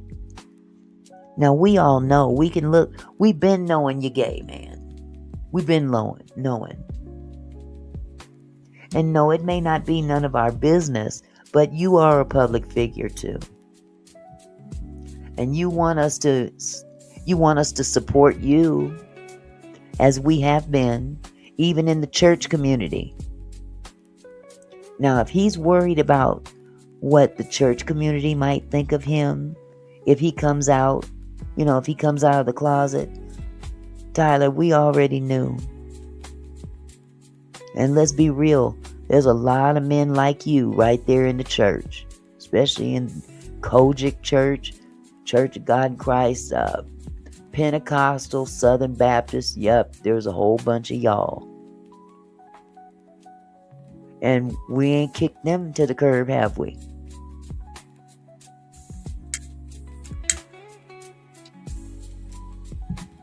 I have a hard time watching Tyler Perry get on a stage with TD Fakes, present a big check to him, and then commence to lay hands on him and pray for him. Are you kidding me, dude? Shame on both of you. Putting God on a spectacle. You putting out a spectacle in the name of the Lord. I'm sorry, you got me twisted. So no, I don't have a whole lot of respect for Tyler. But then in the same token, this dude right here, he ain't no better. But this is what karma looks like. This is what goes around comes around. You keep doing people foul, you keep lying to people, and this is what you put yourself in. You have opened yourself up to scrutiny about something we already knew. We already knew what side of the road you stood on. And maybe if you would stand 10 toes down and say it with your mouth, say it with your chest, and keep it pushing, you wouldn't be facing these kind of lawsuits. I don't think you'd be facing these kind of lawsuits, because then it would be a matter of prove it. Prove it. But this is what hiding hiding in shame or whatever. Ain't nothing you can do to us that's gonna affect you. Man, please.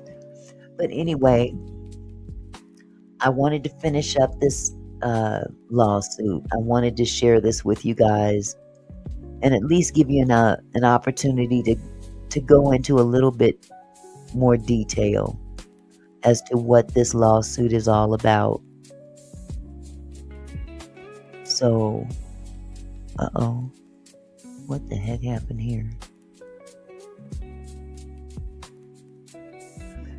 Okay, well, y'all, I love you dearly. And I'm going to go ahead. He's still chasing boy booty vagina, no diddy. Shame on you. Again, you guys, I want to thank you for dropping by this evening. I know it was, just kind of a spur of the moment thing. I appreciate you.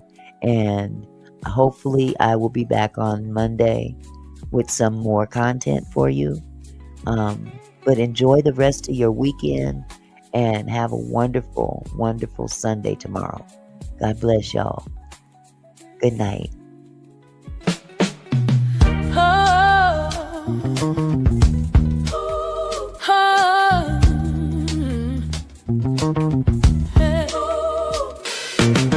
Hey there, my kinfolk, thanks for stopping by. Auntie Mickey's house, where we reach for the sky. Every comment and smile, you make my heart glow. Together we're strong, together we grow. From gossip to politics, we cover it all. Sharing laughs and thoughts, having a ball. Your support means everything that I know. Feels like family here in this sweet show. So let's keep it flowing, keep the love alive. Every moment together makes me thrive. You're more than viewers.